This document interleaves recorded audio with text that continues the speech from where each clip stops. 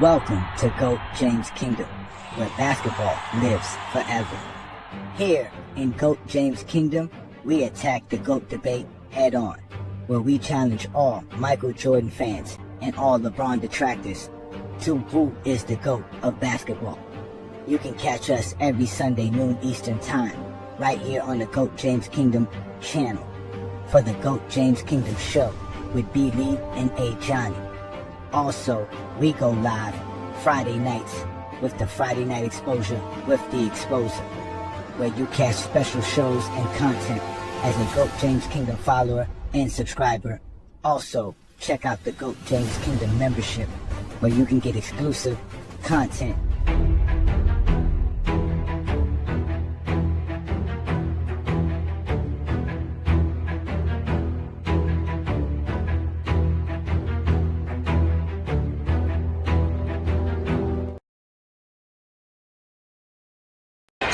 Tone of this game could be set very early. Pippen to the hoop, gets the low intensity. If they relax, perhaps they can help them play a better game. Pippen makes it 8-6. Scottie Pippen is shooting the ball so well. There's the offense that Pippen has brought to this team. Outside, inside, slashing into the paint. Barkley controlled by Grant to Scottie Pippen against Mahorn. What a beautiful change of direction by Pippen. He got Barkley, he got Mahorn going left and then took it right down the lanes. This Bulls team, as we mentioned in our open, has been barely challenged versus Pippen. He'll go to the post. Look at that move. A little bit reminiscent, and I'm getting in high cotton here, of Dr. J at range. Bulls by one. Pippen hasn't missed. He is 7 out of 7. 360, 180, whatever you want, he's giving to you tonight on the dome. Cole got the offensive board, couldn't stick it back up. Purdue with a big chance for Pippen. Phil Jackson told me before the game, I asked him what he thought the biggest difference in this Bulls offense was this year compared to last year in the playoff, and he said Pippen's ability to be a point guard. Phil Jackson told me before the game, I asked him what he thought the biggest difference in this Bulls offense was this year compared to last year in the playoff, and he said Pippen's ability to be a point guard. And he said Pippen's ability to be a point guard. And he said Pippen's ability to be a point guard. Pippen James over the new goal. He is 8 out of 8, has 16 points and 4 assists. Welcome to GOAT James Kingdom. Welcome. I am Ajani the Exposer, and y'all have now been exposed by the Exposer. I appreciate it.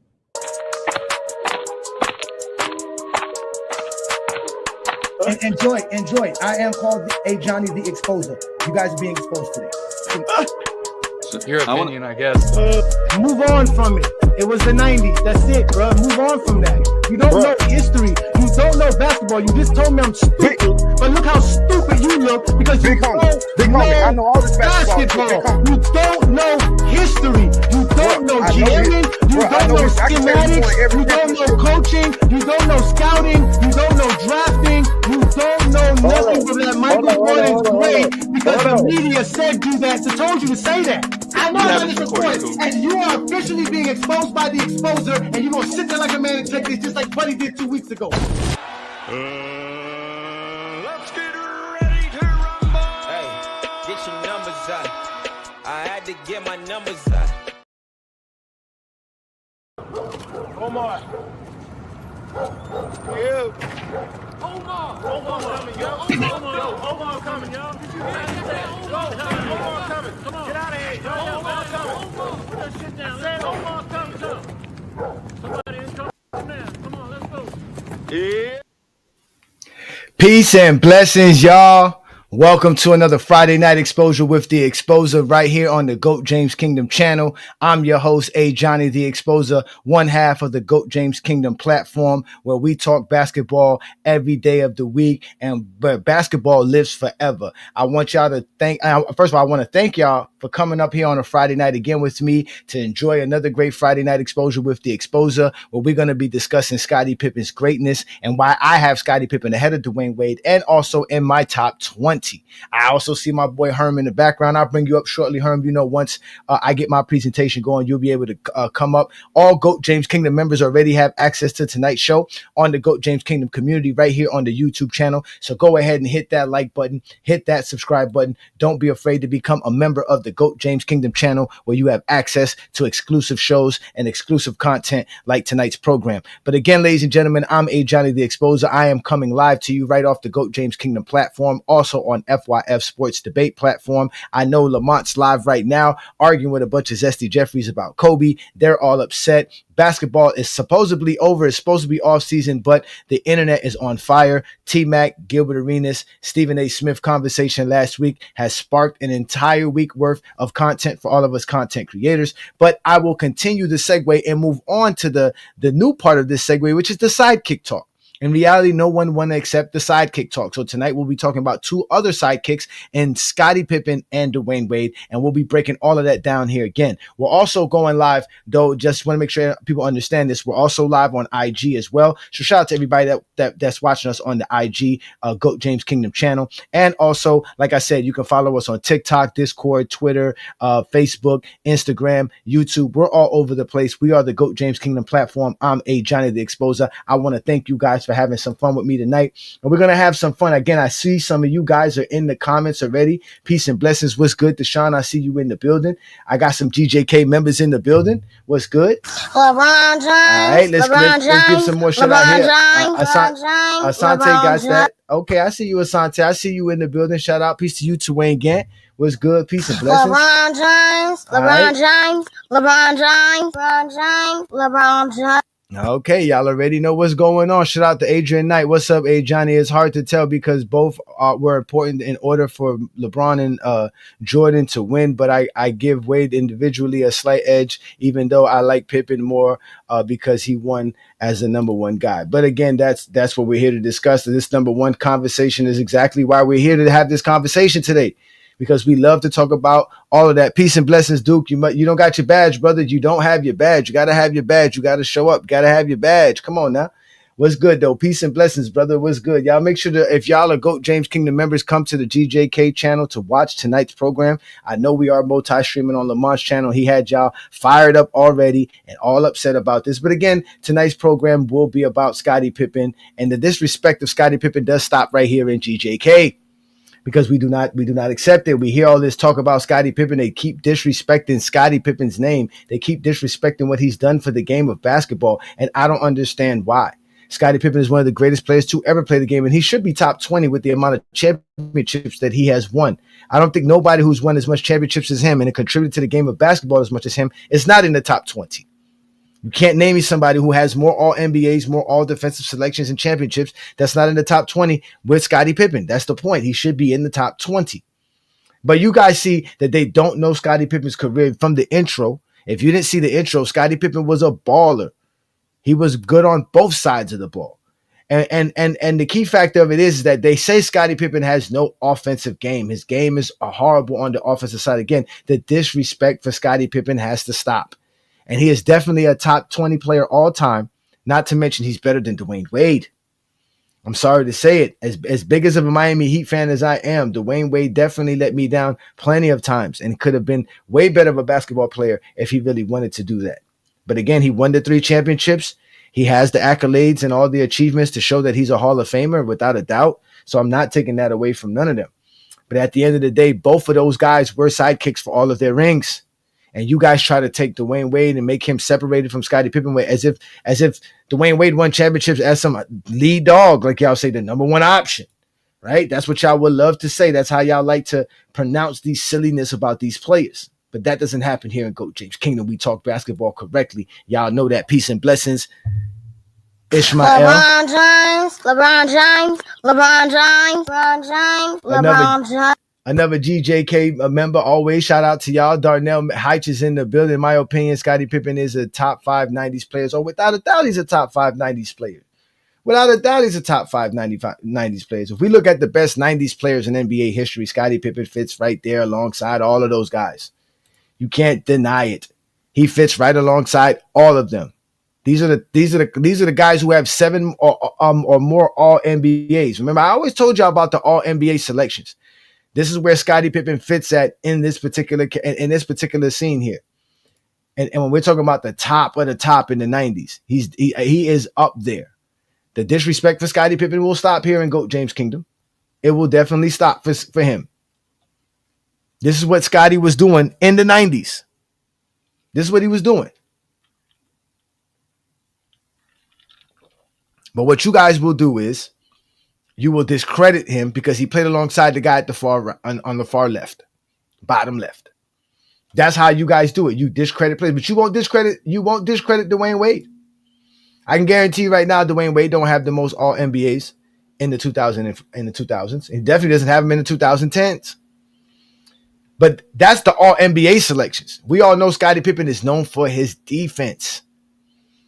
And if we look at Scottie Pippen and the thing about Scottie is they only want to recognize him for his defense. They don't want to recognize Scottie Pippen for how good he was as an offensive player, for revolutionizing his position. They don't want to give Scottie Pippen credit for that. And he revolutionized his position on the offensive side of the ball, not on the defensive side of the ball. But we all know Scottie Pippen is definitely top notch on defense. He's one of the greatest defenders of all time. But if you look at all the greatest defenders of all time who are top 5 in all defensive selections, and even top 5 in all defensive first team selections, the guys who have 7 All NBAs to reflect how good they are overall and how good they are as a player shows you this. None of these players here that you see on the left side are considered players who have no offensive game. They're not two-way players. So in reality, Scottie Pippen is a two-way player. To discredit Scottie's offensive ability because he was as great as he was on the defensive side and because he played alongside Michael Jordan and played his role alongside Michael Jordan is why you guys are going to get exposed tonight trying to disrespect Scottie Pippen. Because like I said before, you're not going to find no guy who's considered an all defensive type player have the type of offensive presence that Scottie Pippen has. As you can see, the guys who are the top defensive players who have the amount of all NBA selections that Scottie Pippen have are all offensive guys as well. You're not going to call none of these guys non-offensive. So why is Scottie Pippen considered non-offensive? You guys are discrediting a legend amongst all legends. This is the class of Scottie Pippen. You cannot take that away from Scottie Pippen. Scottie Pippen was a brilliant player on the offensive side of the ball. He was the reason why the triangle offense was able to work for the Chicago Bulls. You heard it in the intro of it. If you missed the intro, I'll play the intro for you again. And we're going to watch Scottie Pippen at his finest, in his prime, helping the Chicago Bulls come across their first NBA championship. Tone of this game could be set very early. Pippen to the hoop, gets the low intensity. If they relax, perhaps they can help them play a better game. Pippen makes it 8-6. Scottie Pippen is shooting the ball so well. There's the offense that Pippen has brought to this team. Outside, inside, slashing into the paint. Barkley controlled by Grant to Scottie Pippen against Mahorn. What a beautiful change of direction by Pippen. He got Mahorn going left and then took it right down the lane. This Bulls team, as we mentioned in our open, has been barely challenged versus Pippen. He'll go to the post. Look at that move. A little bit reminiscent, and I'm getting in high cotton here, of Dr. J. At range. Bulls by 1. Pippen hasn't missed. He is 7 out of 7. 360, 180, whatever you want, he's giving to you tonight on the dunk. Cole got the offensive board, couldn't stick it back up. Purdue with a big chance for Pippen. Phil Jackson told me before the game, I asked him what he thought the biggest difference in this Bulls offense was this year compared to last year in the playoff, and he said Pippen's ability to be a point guard. Now pay attention. Told me before the game, I asked him what he thought the biggest difference in this Bulls offense was this year compared to last year in the playoff, and he said Pippen's ability to be a point guard. And he said Pippen's ability to be a point guard. And he said Pippen's ability to be a point guard. Pippen James over Manute Bol. He is 8 out of 8, has 16 points and 4 assists. Now, ladies and gentlemen, that's Scottie Pippen dunking over Manute Bol, one of the best defenders in the NBA at that time, going ham in an NBA playoff game for the Chicago Bulls, scoring, doing everything. He was just that good of a player across the board. Oh, it didn't stop there. Scottie Pippen had more. And he's going to go in. Now, mind you, he's being guarded by Charles Barkley here, ladies and gentlemen, who y'all think is better than Scottie Pippen. And watch what he does to prime Charles Barkley. Steals the rebound. Here he goes again. Pippen finally is denied the basket, but they're on their feet at Chicago Stadium for Scottie Pippen. Good production for the day. Pippen's first miss, and then he follows it up. Barkley denies him the lane. Pippen hits the three. May 14th, 1991, Scottie Pippen night in Chicago. 24 points now on the night. Career first half. He hasn't cooled off any. Barkley underneath the screen, the horn back. Little 17-foot jump shot. Scottie's burying it. There's an off guard. Michael Jordan almost is a small forward. Pippen is on. Y'all see him cooking Barkley. Y'all see him cooking Barkley. This year from last year is the fact that you can take the ball and create offense and dominate a game offensively enough to cause all kinds of problems. How do you feel when you were in that zone in the first half and were at 1 point 9 out of 9 from the floor? Well, I felt real good. My rhythm was real down, real nice. I was able to drive to the basket and get the stuff. And, you know, everything was real working for me real well. The guys were setting picks, and, I mean, it opened up the game for us, basically. Oh, for sure it did open up the game for you. You heard what he said. How does it feel when the coach tells you that we can go to you so that you can set off the offense for the team? So that you can go off with the offense and set the team up and do all the things that you be doing. Right? He ended up with 28 points in that game. He would have had more if it was, obviously, if it wasn't for Michael Jordan sitting around here hogging the ball. And again, shout out to Peter Bagjuice. Peter Bagjuice, he says, yeah, we're going to get some Wade highlights. Why? You already said Dwyane Wade is a baller. There's no argument there. I'm going to show you what Scottie Pippen was doing because you were one of the main ones saying Scottie Pippen wasn't doing nothing offensively for the Bulls. Just like the rest of the Zesty Jeffries who sit here believe that there is no strategy to stop Scottie Pippen because he's the second option, but want to sit here and tell us that there was some kind of defensive strategy to stop Kobe Bryant as a second option. This is what you want to tell me? I can show you highlights of what Dwyane Wade was doing with Shaquille O'Neal. I can show you his highlights what he's doing with LeBron James. That's how he's winning championships, being the sidekick, not being the main guy. The same thing as Scottie Pippen. The same thing as Scottie Pippen. But don't get it confused. Scottie Pippen's not done explaining, and he's been doing this for a while. Y'all know I done showed y'all him representing for the Chicago Bulls on the offensive side of the ball, controlling the actual game, the tempo of the game, making the Chicago Bulls team look good. That's what Scottie Pippen does. But let's let Doug Collins, his ex-coach, explain to you how he knew Scottie Pippen could do all of this. Here's the guy who coached you when you were first into the league, and we've seen a great deal of change in your game, improvement in your game, and maturity.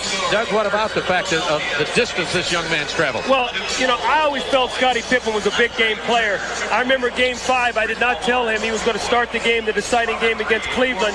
In here, my second year coaching, Scottie was a rookie, he had 26 points in the final game. So the one difference I see, Scottie, is, you know, you're taking the ball to the basket with such authority, but you're confident shooting that outside jump shot.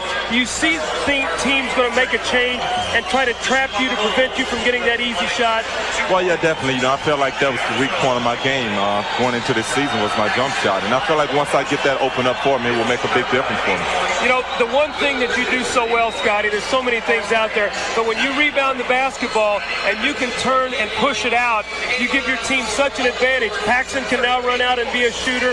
Michael can get out, and it creates all kinds of problems. Well, yeah, I think that made us a major threat in this series because Barkley not able to hold me and guard me the full court. So it made a big difference with the court wide open, and I was able to create. You heard him saying how teams are now trapping him. They have to worry about him on the offensive side, how he's creating for Jordan, making it easier for guys. You watch him give a pass to Purdue. Purdue didn't have to do nothing. Purdue looked like he belonged in the NBA with that dunk. How many dunks you think Purdue had in his life in the NBA? Yeah, a lot of them was because Scottie Pippen was giving him a perfect pass, putting him in the right position, right in the pocket, so he can dunk it. These are the things that you guys don't want to talk about when we talk about Scottie Pippen. Adrian Knight, are you also going to show highlights of Wade? Let's be fair. Be fair for what? We know Dwyane Wade was a baller. Y'all said it. He's obviously one of the best scorers in all time in NBA history. We got to show you guys how Scottie was on the offensive side because you guys refuse to accept Scottie's greatness on the offensive side. You refuse to accept the fact that Scottie actually willed the Bulls into championship games and winning playoff games and crucial games on top of that. You heard him say he had to start him in the 5. You heard Coach Collins say, I had to start Scottie Pippen in game 5. And what happened when he started Scottie Pippen in game 5? Scottie Pippen's first playoff start in NBA history, he was the player of the game. He was the player of the game.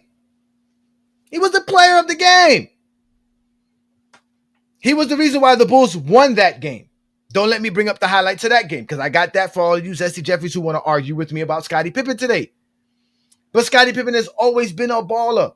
Always stepped up for the Bulls. Always.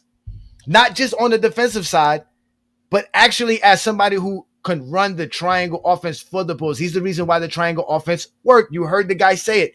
Phil Jackson said it. The difference between the Bulls in 1990 and 1991 in the playoffs was Scottie Pippen's ability to be their point guard, meaning their main ball facilitator, set up their offense, get everybody involved, including Michael Jordan, getting Michael Jordan in the right spots at the right time. John Paxson can get involved. Bill Cartwright can get involved. Horace Grant can get involved. B.J. Armstrong can get involved. Stacey King can get involved. Cliff Livingston can get involved. Because Scottie Pippen is dishing out these passes or setting up the offense, calling the right plays, doing the right thing in transition, doing all of the great things that Scottie Pippen did on the offensive side of the ball. But y'all don't want to give Scottie no credit for being a great offensive player. That's what you guys don't want to do. And I have to keep reminding you about Scottie Pippen's greatness. Because like I said, he's been doing it for a while. This is like he didn't just start doing it. That's, again, I showed you 88. I showed you 91. In 1992, game 6, Scottie Pippen is 11 of 23 from the field, 29 points, matching Michael Jordan, and a 99-94 victory. Why nobody wants to talk about Scottie Pippen? If that was Kobe Bryant with Shaq, it would be, oh my God, he carried Shaquille O'Neal. Shaq was 10 of 27 from the field in a game 6. Eastern Conference Finals. In the Eastern Conference Finals just the next year, a game 3, a pivotal games. The Bulls are down 0-2, ladies and gentlemen. And who steps up in a crucial game 3 for the Chicago Bulls offensively? Not Michael Jordan, Scottie Pippen. Scottie Pippen. Again, 1993. Eastern Conference Finals, same series. Who steps up for the Chicago Bulls? Michael Jordan takes 24 shots to score 25 points. Scottie Pippen puts up 24 points. Just one more point less. And the Bulls get another victory and end that series. 1995, round 1, game 4. Same scenario. Jordan, 8 of 21. Scottie Pippen, 9 of 15. The Bulls win by 1 point. This would be an instantly Kobe carried Shaq moment. But not for you, Zesty Jeffries, when it comes to Scottie Pippen. You guys don't know Scottie Pippen's greatness. Oh, what did he do in the finals? Let's not forget, in the game-clinching win for the 1991 finals, Scottie Pippen was the leading scorer for the Chicago Bulls. Let's not forget that. So that's 91 finals. If we go to the 1996 finals, games 2, Scottie Pippen puts up 21 points, 8 of 16 from the field. Jordan has to put 22 attempts to get the 29 points. But again, that's Scottie Pippen's scoring in an NBA where it was hard to score. You see the score, 92-88. Scottie Pippen's 21 points is there. He's doing what he has to do as the sidekick, not just on the defensive side, but on the offensive side. If we go down again, 1997, game 1, NBA Finals. Scottie Pippen, 11 of 19 from the field, 27 points. Michael Jordan had 31 points on 27 field goal attempts. Scottie, the Bulls win by 2. Scottie, on the offensive side.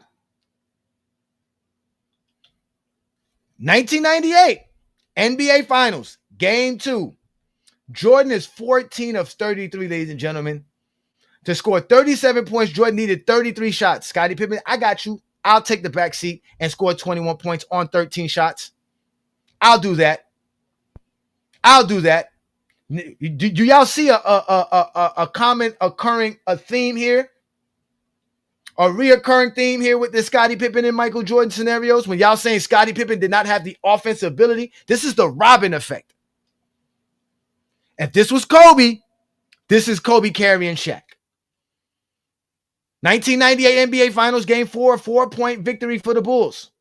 Jordan goes takes 27 shots for 34 points. Scottie Pippen's 9 of 18 for 28 points in an NBA Finals game, putting up 28 points while being limited on how many shots he can take. This is what Scottie Pippen was doing on the offensive side of the ball. But you guys only want to give Scottie Pippen credit for his defensive side. You want to act like he's a Dennis Rodman. You want to act like he's a Michael Cooper. You want to disrespect Scottie Pippen and not realize how brilliant Scottie Pippen was. And yeah, we know how great Dwyane Wade was. This is not the argument that Dwyane Wade wasn't great. Shout out to you as well. King John is in the building. LeBron James, LeBron James, LeBron James, LeBron James, LeBron James. Oh, I don't know if y'all noticed I got a new soundboard. GOAT James Kingdom members, we got a new soundboard. The Zesty. Shout out to them all. LeBron James, LeBron James, LeBron James, LeBron James, LeBron James. Shout out to you, Iron Man. Peace and blessings, brother. We are here having some fun tonight. Herm, thanks for being patient, brother. We're going to have some fun. I'm almost done. In fact, we're going to have even some more fun when I bring up you GJK members, because y'all know we are about to do the Which is the Better Player segment, which is coming up very shortly here, ladies and gentlemen. Very shortly. So we about to have some fun up in here. We about to have some fun. Let's have some fun. Shout out to you, Just Blaze. Peace and blessings. So we're here talking Scottie Pippen, and it got to stop here. So let's get back to the topic, right? This is what Scottie Pippen did for the Bulls as a Bulls player. But during those finals runs, Scottie Pippen did everything for the Chicago Bulls besides score. Now, this is not him being the leader of these categories, but this is him doing more than Michael Jordan. And if you look on the top left of this factor right here, that's all postseasons together between Scottie Pippen and Michael Jordan. That's their totals and their averages on the left side. The totals on the top, averages on the bottom. They played the same amount of games. Well, no, they did play different amount of games, around this span. But if we go between the 6 final seasons runs between 1991, 92, and 93, 96, 97, and 98, if we just count those playoffs alone, Scottie Pippen obviously averaged more rebounds, assists, blocks, steals than Michael Jordan. And they played the same amount of games. So it wasn't like Scottie Pippen was just doing nothing. He wasn't just on the defensive side and everything was on Jordan to score. Those are all lies. And I'm glad to expose them here on a Friday Night Exposure with the Exposer. Because I'm tired of you guys sitting here disrespecting Scottie Pippen and making it seem like Scottie Pippen is not one of the greatest offensive players, not only on the defensive side, but on the offensive side, he's great. He was one of the best players in the 90s. The era that they loved the most. Yes, Jordan did disrespect Scottie. Why you think Scottie is upset with Jordan? Yes. He did say he couldn't win without him, but then he goes out and make a 10-hour documentary disrespecting the entire team. Jordan talks out of both sides of his mouth just like his fan base does. And that's just the facts. Jordan is also a role player. Jordan's role was to score. Everybody on the basketball court has a role. Everyone has a role. It doesn't diminish. It doesn't diminish anything. But that's y'all problem. And then when y'all want to bring up the idea of Dwyane Wade and blah, blah, blah, blah, blah, blah, blah, well, it doesn't matter. Scottie Pippen is better than Dwyane Wade. He does more on the basketball court than Dwyane Wade does on the basketball court. It's just that simple. He just is not allowed to score because he's playing with Michael Jordan. Michael Jordan's not letting him score. Michael Jordan's not letting him go off. Scottie Pippen in the game that we just watched, that we just showed for the intro, had 28 points, and he would have had way much more points if Michael Jordan's not stopping him. He was on fire. No, the documentary was not factual. A lot of the Bulls teammates all said it was not factual. It was based on a lot of lies. It was predicated on Michael Jordan's perspective. We all agree that The Last Dance was predicated on Michael Jordan's perspective of what happened on the Chicago Bulls. The Bulls organizations have no problems with Scottie Pippen. I never heard of that, Asante. He had problems with Jerry Krause because he felt like Jerry Krause snubbed him on his contract deal. And he did. So he had legitimate beef. Kevin Love was not on Scottie Pippen's level. Ever was he on Scottie Pippen's level. Scottie Pippen is one of the greatest players to ever play. Again, you guys got to remember whatever they played in. He played in the 90s. You put Kevin Love in the 90s, he'll dominate as well because that's the 90s. But Scottie Pippen played it in the 90s. Kevin Love didn't. He played in the 2010s where there was a bunch of players better than Kevin Love. A bunch of players better than Kevin Love. There wasn't a bunch of players better than Scottie Pippen in the 90s. So Scottie is better than Kevin Love. You got to stop it. I just gave y'all some stuff. But just in case y'all didn't realize something, and like I showed y'all, I already showed it to you guys, right? Scottie Pippen is better than Dwyane Wade. These are Scottie Pippen's career numbers. They played the same amount of NBA seasons in reality. Scottie Pippen played an extra season and played only 20 games in that season to be a Chicago Bull as he retired. But either way, Dwyane Wade played 16 seasons. Scottie Pippen played 17 seasons. It's not that big of a difference. Scottie Pippen's been to the playoffs more than Dwyane Wade. He's accomplished more than Dwyane Wade. He's done more than Dwyane Wade. And I know what you guys are going to say. Oh, that's just the totals. You're always bringing up longevity stats, right? Now this is longevity stats. That's why I want to know, when does longevity stats apply? Because Dwyane Wade played 16 seasons. Scottie Pippen played 17 seasons. When does it apply? Scottie Pippen was that dude. He really was.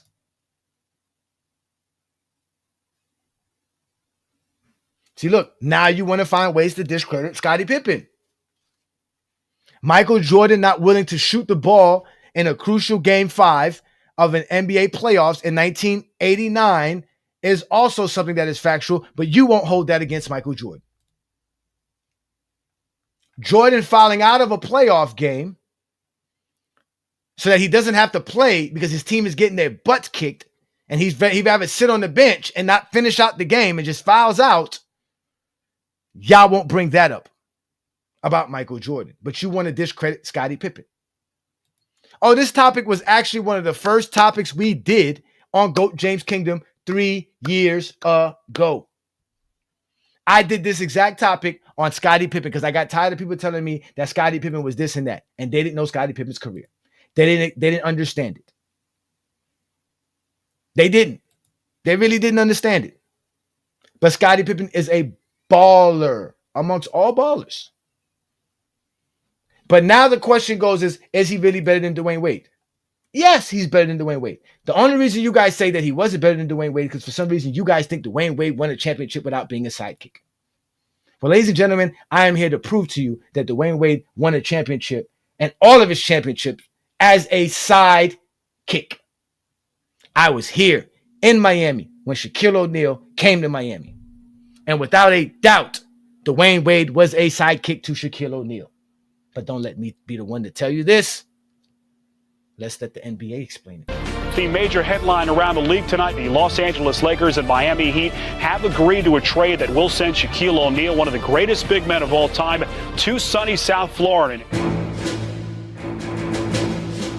When I first came to Miami, Pat called me and said, we want to do a little ceremony for you. So I figured it was going to be a ceremony with about 100, 200 people. But as I pulled up in the 18-wheeler, I want to say about 15,000 people out there. It made me feel like a mini parade. I was like, wow, these people know of what I can do. They know of what I can bring. So when I walked up and I was walking through the crowd, I got kind of butterflies, I got kind of jitters. So That's why I made the statement, I will bring a championship to Miami. Remember this? 'Cause I'm going to bring a championship to Miami, I promise. And it was clear from the start that Superman and his new sidekick would form a dynamic duo. That Superman and his new sidekick would form a dynamic duo. That Superman and his new sidekick would form a dynamic duo. I was looking at him and he stole a ball and he just took off. I'm like, damn, did you see that? That dude was like Flash. Ding! So we're gonna call him Flash. The man said we gonna call him Flash, which means that Shaq is the top dog. He's naming people. He's out here giving people nicknames. I ain't never heard no alpha dog get called a nickname by one of his teammates, and that's what we running with. We see who the alpha dog is. I was there. I witnessed that. I remember Shaquille O'Neal coming down here. I remember telling people Shaquille was the only, Miami was the only place Shaquille can go. We were the only team that had what was good enough for what the Lakers needed for a Shaquille O'Neal. And we gave up some good pieces. We gave up a good Caron Butler, a good Lamar Odom, some good draft picks, and even more stuff on top of it, to add it on top of it. And like they said, Dwyane Wade was his sidekick. They added players to the roster because of Shaquille O'Neal. They added a bunch of veterans on the roster in 2006 for Shaquille O'Neal and to win an NBA championship. Dwyane Wade, as a second-year, third-year player, was not no leader or alpha dog of any veteran locker room in the NBA with Alonzo Mourning, Shaquille O'Neal, Antoine Walker, Gary Payton, a bunch of players who've been in the league way longer than Dwyane Wade. So don't even go there. So Dwyane Wade won championships as a sidekick. Peace and blessings. Appreciate this. Thank you so much. Thank you so much. Appreciate that. It's not rage bait. This is facts. You're upset because you didn't know Scottie Pippen was doing all of this. And now you're mad that Dwyane Wade was a sidekick, but you don't want to call him a sidekick because of what points being scored. All because Shaq said, okay, you can score that. And I got the footage to prove you that Shaq said, yeah, Dwyane Wade, you can go off for 30 if you need to. That's my point. Michael Jordan never told Scottie, yo, you can go off for 30 if you need to tonight, bro. I see you got it. I got footage of Rip Hamilton saying Jordan wouldn't let him go for 50 when he had 30 at half. So now we're supposed to praise Jordan for not letting his teammate score 30 while knocking Shaq for letting his teammate score 30. And then y'all claim y'all care about winning. It's not about winning. It's about stats for y'all. And in particular, it's about scoring stats. That's the most important part. That's why I had to bring it up for you. That's why I had to remind you of Scottie Pippen's scoring ability, his offensive prowess. He wasn't a pedestrian on offense. He was why the Chicago Bulls triangle offense could actually work because the true leader of the team didn't even want to run the offense. Everybody else on the Bulls loved the triangle offense because they realized they would get opportunities to shoot the ball now. The only one who didn't like it was Michael Jordan. So for the triangle to work, it took who? The sidekick to make it work so the rest of the players can do it. Not Jordan. Even to the fact that it took the sidekick to make Jordan accept it. No, I'm not doing that, Adrian. You're not going to get me to do that, Adrian. Because I said this on Chill Towns Live this morning.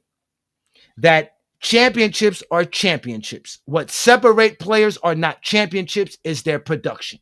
It's their accolades, their stats, and achievements. That's what separates Scottie Pippen from Michael Jordan, not the rings. Every player rings equals the same. Nobody has a ring more valuable than the next. Everyone on a championship team gets a ring and is called a champion. What separates a player off the bench from the player that starts is their stats, their production, what they do on the floor. Michael Jordan produced more than Scottie Pippen did. But Scottie Pippen wasn't no lame. He did his part. He did his role. He had a very large portion and part of why the Chicago Bulls were who they were on both sides of the ball. And you and I talked about this. There was really no replacing Scottie Pippen. There's just certain players in NBA history you cannot replace. You cannot replace a Shaquille O'Neal. You cannot replace a Joker. You cannot replace a LeBron James. You cannot replace a Wilt Chamberlain. You cannot replace a Michael Jordan unless you get a Kobe Bryant. But even at that, you still don't have a Michael Jordan. So these are the facts, ladies and gentlemen. I'm not hating. Jordan is one of the greatest players ever played. He's number 5. Scottie's like 18 or 19th on my list. So that shows you the gap between Scottie and Mike. Because of Mike's production, what Mike did. So don't come up here and get upset because Scottie Pippen's great. This is what y'all want to do now. When I ask y'all, how does Tracy McGrady prevent Shaquille O'Neal from winning 3 championships, you guys bring up non-basketball terms. Just had a guy on FYF tell me fourth quarter stats, clutch points, all this stuff, realizing Tracy McGrady has that. If you talk basketball, you don't get exposed. When you go to other stuff, you will get exposed. That's just the facts. Those are all the facts. So when we're here, when you show up on a Friday night exposure, just know you got to talk basketball and nothing else. And nothing else. There's nothing else to discuss. I'm here to have some fun. So let's move on and get some of you guys up here so we can have some fun, because I already know I got Herm in the background. Herm's been very patient. Appreciate that, Herm. Thank you so much. I know you're going to like this next part of the show, because we're going to have some fun with the next part of the show. And then when y'all get up, y'all can come talk about whatever y'all want to talk about, including tonight's program and what we're talking about for tonight's program. But what I do want to do is, though, I do want to do this segment because y'all had so much fun with it last week. We got to do it this week. So, ladies and gentlemen, I'm going to bring you up, Herm. Peace and blessings, Herm. What's good, brother? Salute to you. Yeah. So, Herm, we about to have some fun. I'm glad you shut up and you left that diatribe going on over there on FYF Sports Debate, right? You already know. But we about to have some fun. I'm going to let you cook. Shout out to you as a GOAT James Kingdom member. I'm sorry, sir. As a GOAT James Kingdom member, you do get this salute. LeBron James, LeBron James, LeBron James, LeBron James, LeBron James. But we about to have some fun, Herm. Are y'all ready to do this? Let's find out which player is the better player, Herm. Are you ready for this, Herm? Let's get it, man. Let's get it. All right, so let's get our first group of guys up here.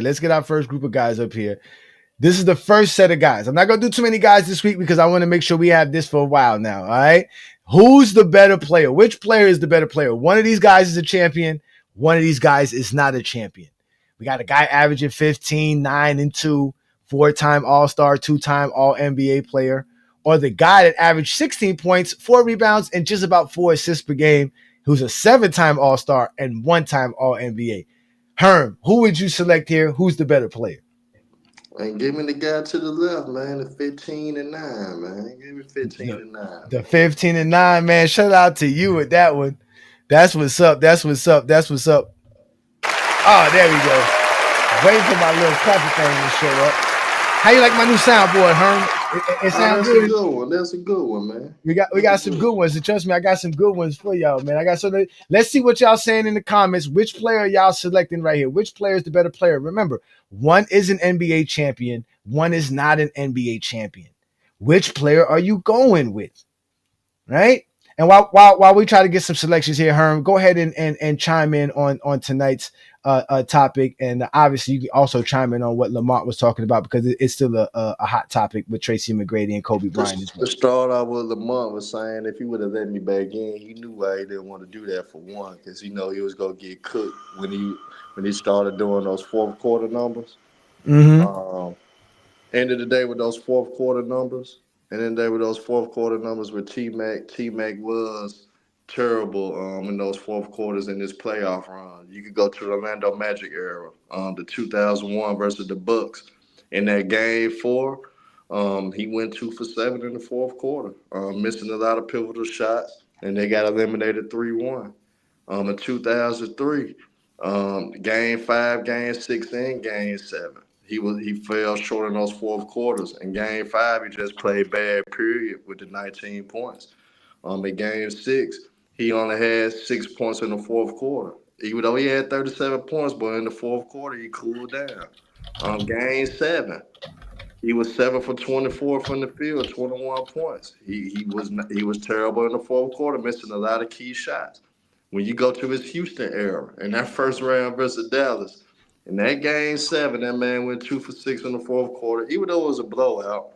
But just for that series, he had 10 field goal attempts in the last 5 minutes, less than 5 point games. He shot 37% from the field.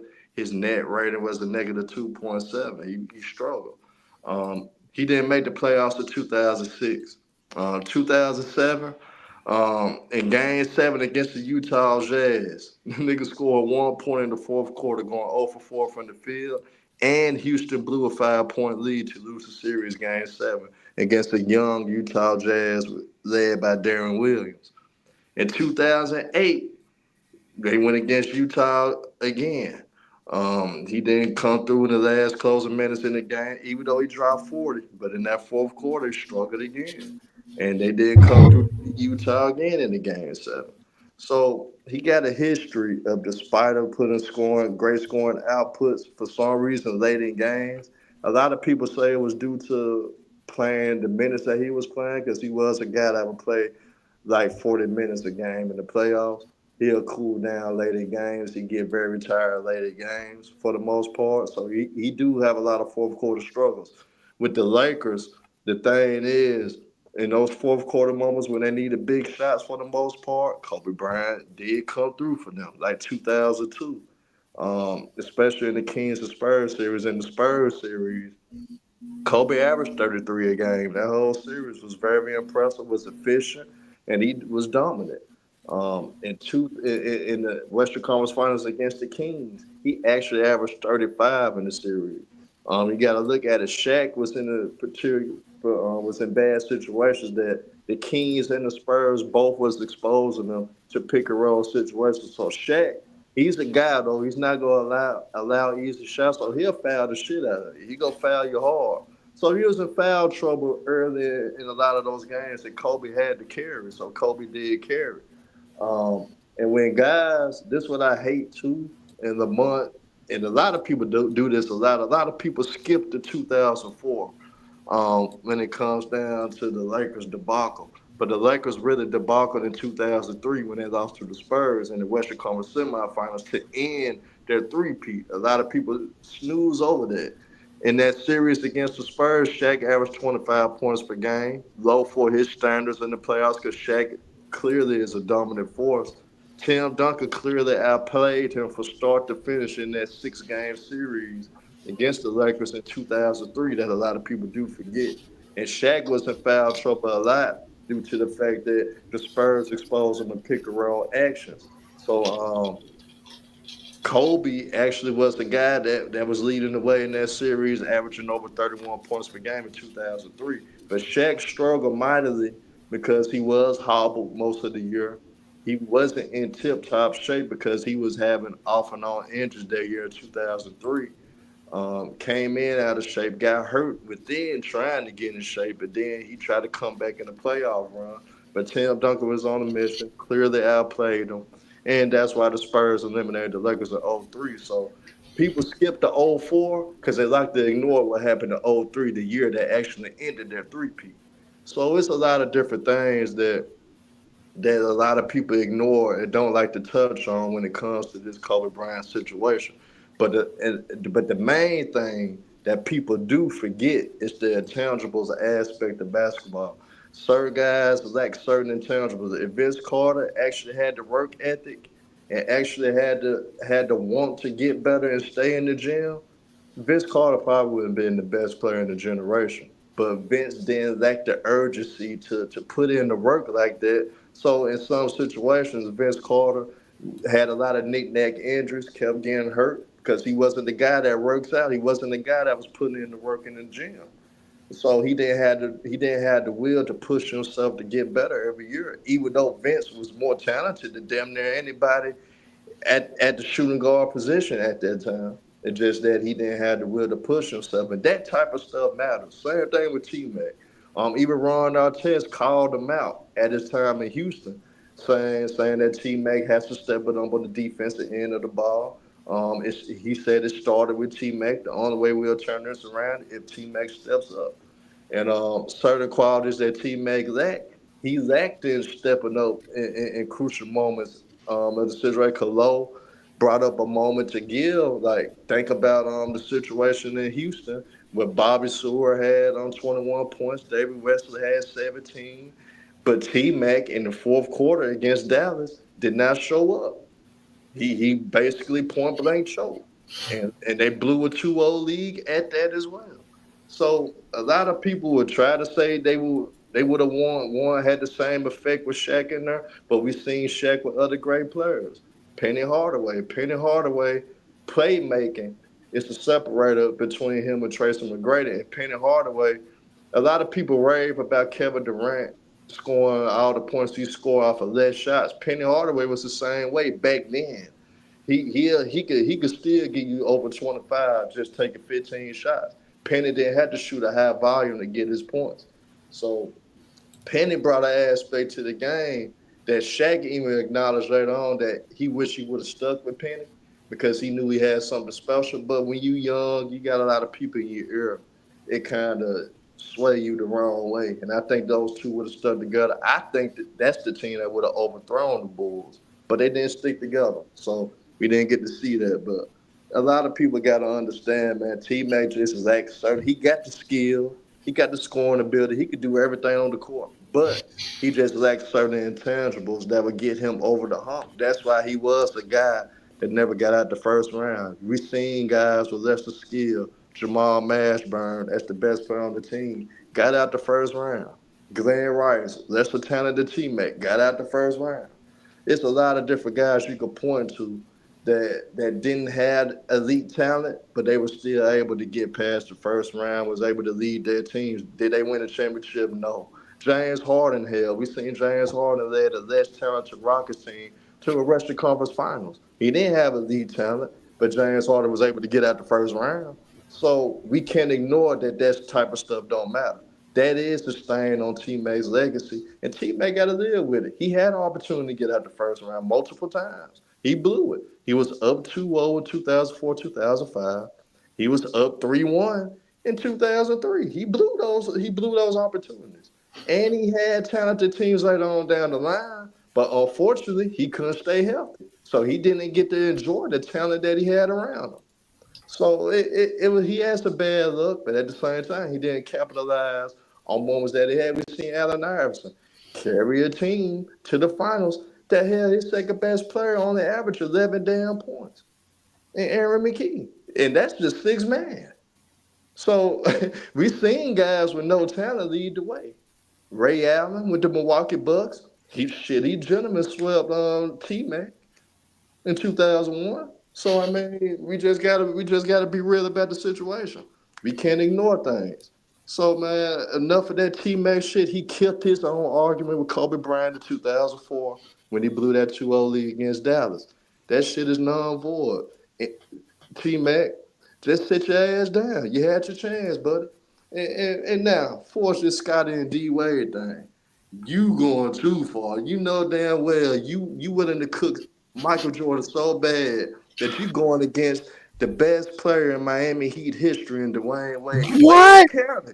You going against Wade County, man. How can you go against Wade County? Hey, Johnny, you a Heat fan. Yeah, because he don't got six championships. Because he don't got six championships. He ain't got six. Shit, he probably could have had more if he didn't have to babysit LeBron James to learn how No, to win. he could have had more if he had to say, if he could hey, do LeBron. more. He could have had more if he could do more. It's not my fault. All he could do is score. Hey, as a leader, sometimes you got to sacrifice your game to make That's what another Scottie player did. come. That's exactly what Scottie did for six championships.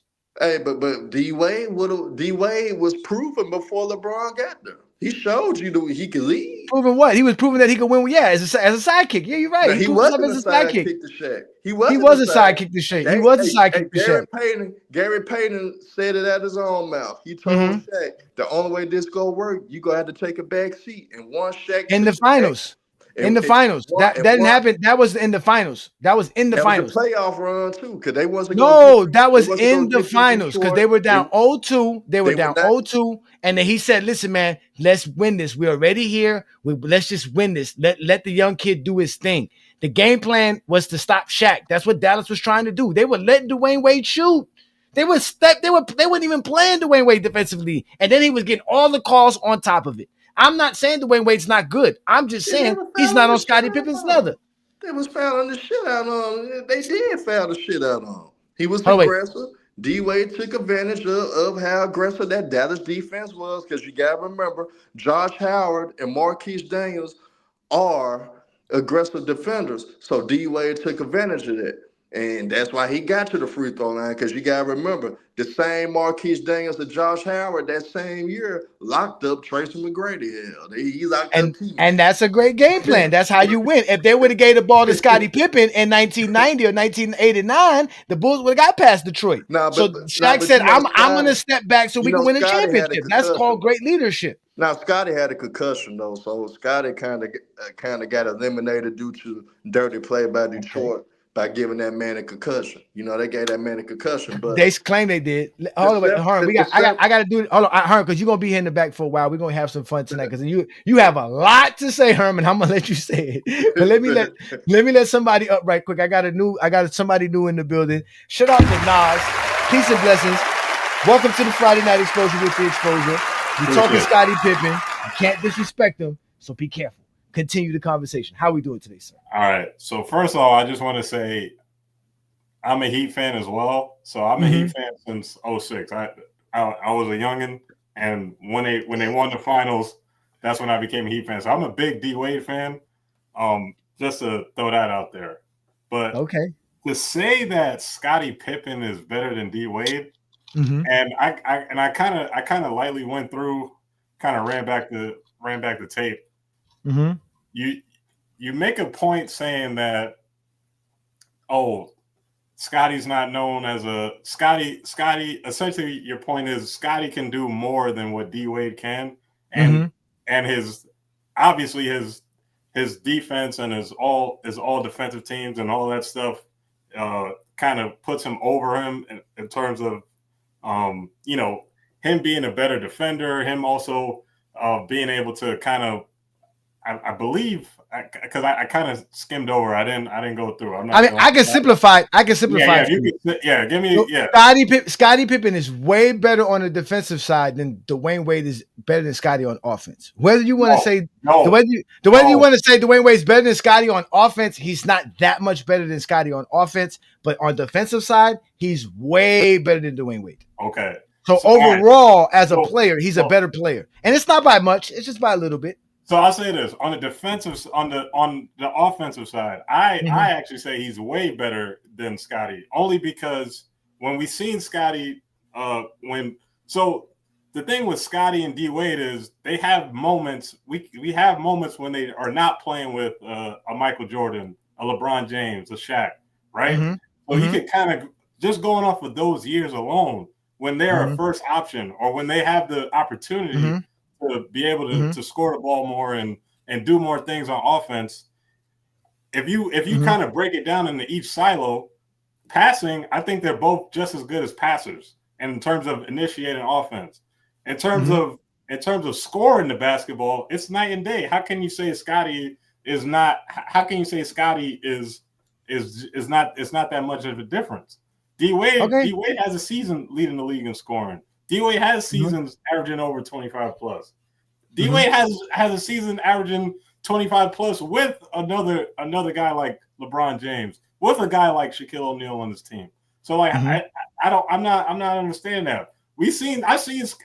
Again, going back, Scottie rarely. I think his highest average is probably like 22.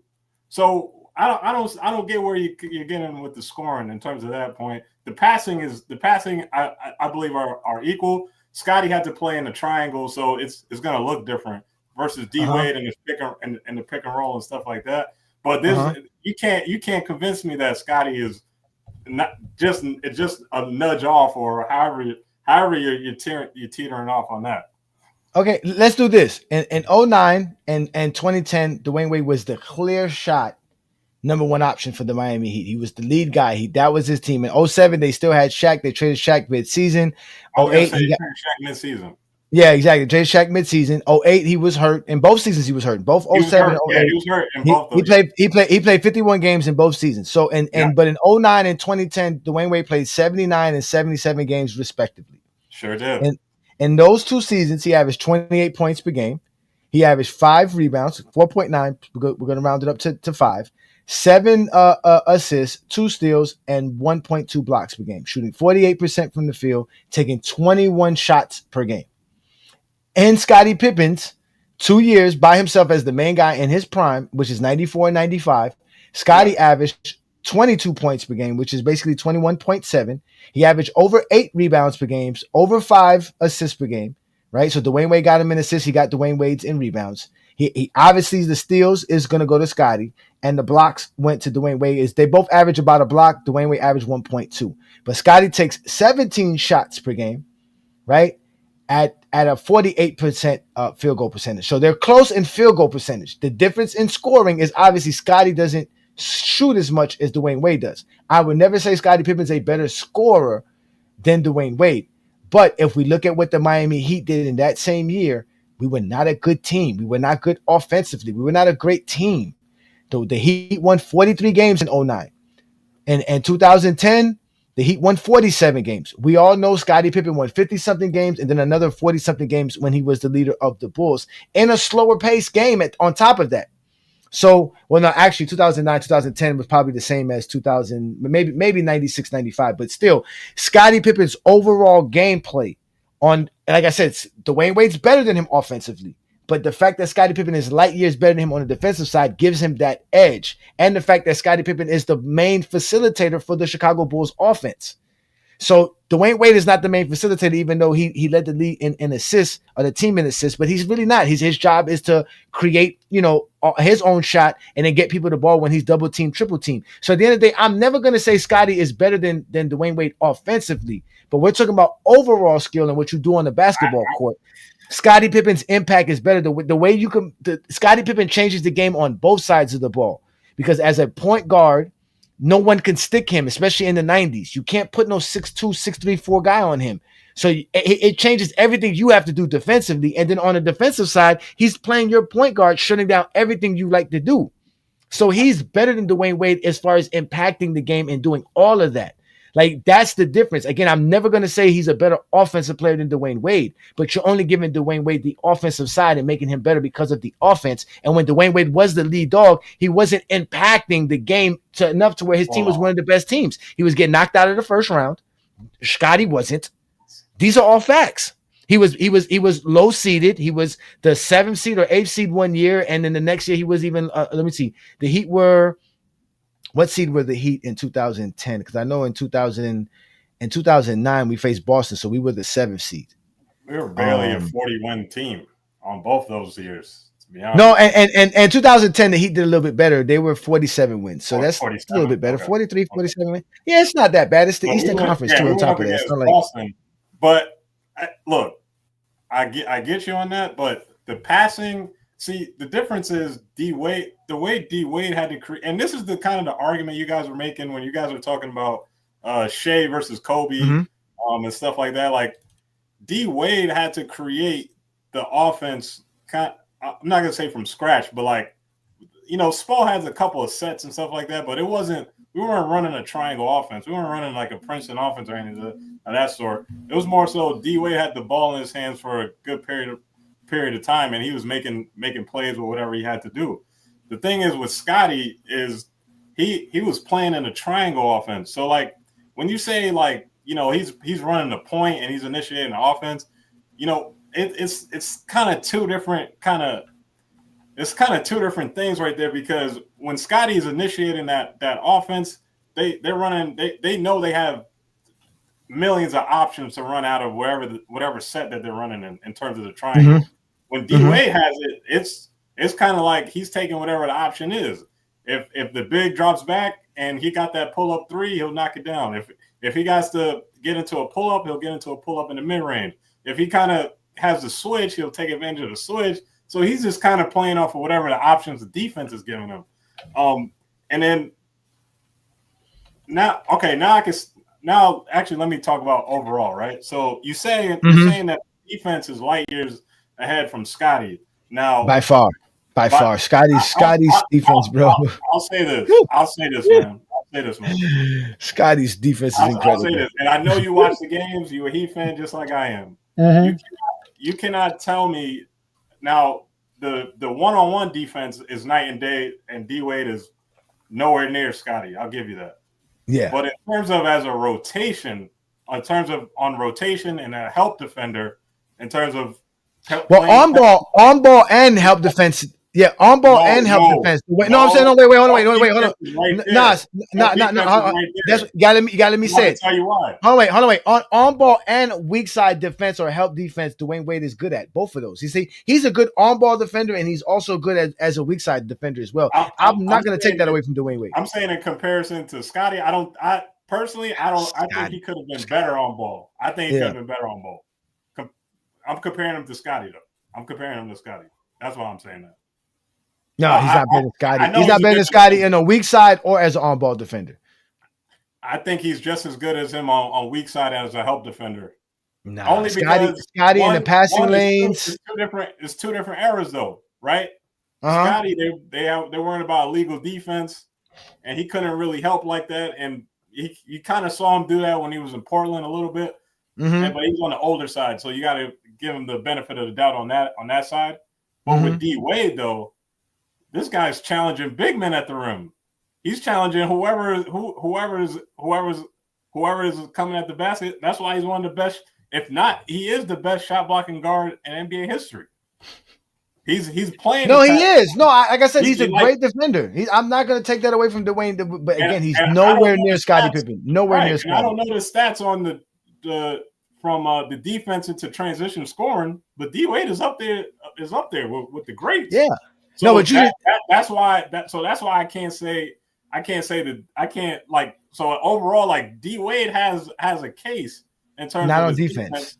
Not for Scottie. Hey, you can make an argument there. That's all I'm saying. I'm saying, yes, I agree with you. Listen, I agree with you. I'm not saying Dwyane Wade is not a good defender. I'm just saying that he's nowhere near Scottie Pippen. We're talking about, and again, imagine if Scottie Pippen was not hampered by the illegal defense rules. How much greater he would have been as a defender. Being able to roam more and do more as a defender. He didn't have the opportunity to do that. His length alone, his athleticism, and his size alone already gives him an advantage over Dwyane Wade. So that's why, again, the offensive side, like I said, if we were going to rank Dwyane Wade's offense, it's like an 8. Scottie Pippen's is somewhere like a 6.5, 7. But if we're rating their defense, Scottie's a 10. Dwyane Wade is like a 6, 7.5. So I'm generously giving Dwyane Wade 6, 7.5 because what he does is a guard. But Scottie Pippen's overall defense and overall play, and again, he's hampered by guys like this. Scottie Pippen didn't win a championship. This is the ring culture nonsense we're talking about. Dwyane Wade did not win a championship. They both of them. Yeah, they both were sidekicks. They both were sidekicks for championships, for all of their championships. Dwyane Wade's not winning a championship in 2006. He's not. Listen, Dwyane Wade's not winning. Bro, you said you was a Heat fan from 06. I'm telling you this for a fact. If Dwyane Wade does not get Shaquille O'Neal, the Heat are not winning with Lamar Odom and Caron Butler. No. I'm saying exactly. 06, D Wade was the first option. It's not about being the first option or not. Who's the leader of the team? Who's the best player on the team? It's Dwyane Wade. They go to Dwyane Wade as an option because again, everybody's trying to stop Shaq. Everybody's yes, even in 06. I'll say what Shaq said. Shaq himself said in 06 he had lost his superpowers. He said he knows he was not the same Shaq. He's not the same Shaq in the two years before when he was in the finals with Bean, and he wasn't even the same Shaq as the season before when he was damn near he should have probably been the MVP. So Shaq himself said that. Also, you got to give credit to D Wade during that whole postseason run though, because he damn near averaged 30. It's not like I'm not even just talking about the finals. he damn near averaged 30 in all of the rounds. And in the No, finals, he he didn't. just took it up to In another game, tier. the clinching game against Detroit, he played bad. The clinching game against Detroit, Eastern Conference Finals, he played bad. It was Shaq that took him over to get him to the finals. Well, to be fair, the year before that, if D-Wade doesn't get hurt, do the Pistons even beat the Heat to go to the finals? Well, of course, if you lose an injured player, you're not going to win. But that doesn't mean because of Dwyane Wade. If Shaq gets hurt, they're not winning. I don't know. If Antoine Walker gets hurt, if Antoine Walker doesn't get hurt, listen. If Antoine Walker doesn't get hurt, they don't win a championship. If Gary Payton don't get hurt, they don't win a championship. If Jason Williams don't get hurt, they don't win a championship. Stop saying who gets hurt. Anybody gets hurt, you're not winning. You're taking I replace Dwyane Wade with somebody else. They're winning a championship because Shaq is there. Antoine Walker went there for Shaq. Gary Payton went there for Shaq. Zoe went back for Shaq. Ain't nobody going back to go play with some kid who played at Marquette, averaging 15 points per game as a rookie.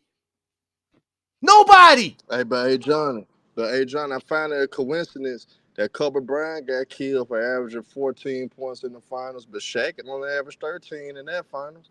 I mean, I find it ironic. Nobody's killing Kobe. Man, that Shaq don't get Kobe cooked fans. for that, man. Take that shit to Kobe fans who think that 15 points per game means nothing. Nobody sits here and say 15 points per game mean nothing. But I don't give a damn what fan base it is. Herm, I let you speak, Herm. Don't come here and tell me I have to say something about 15 points per game when I never discredit 15 points per game.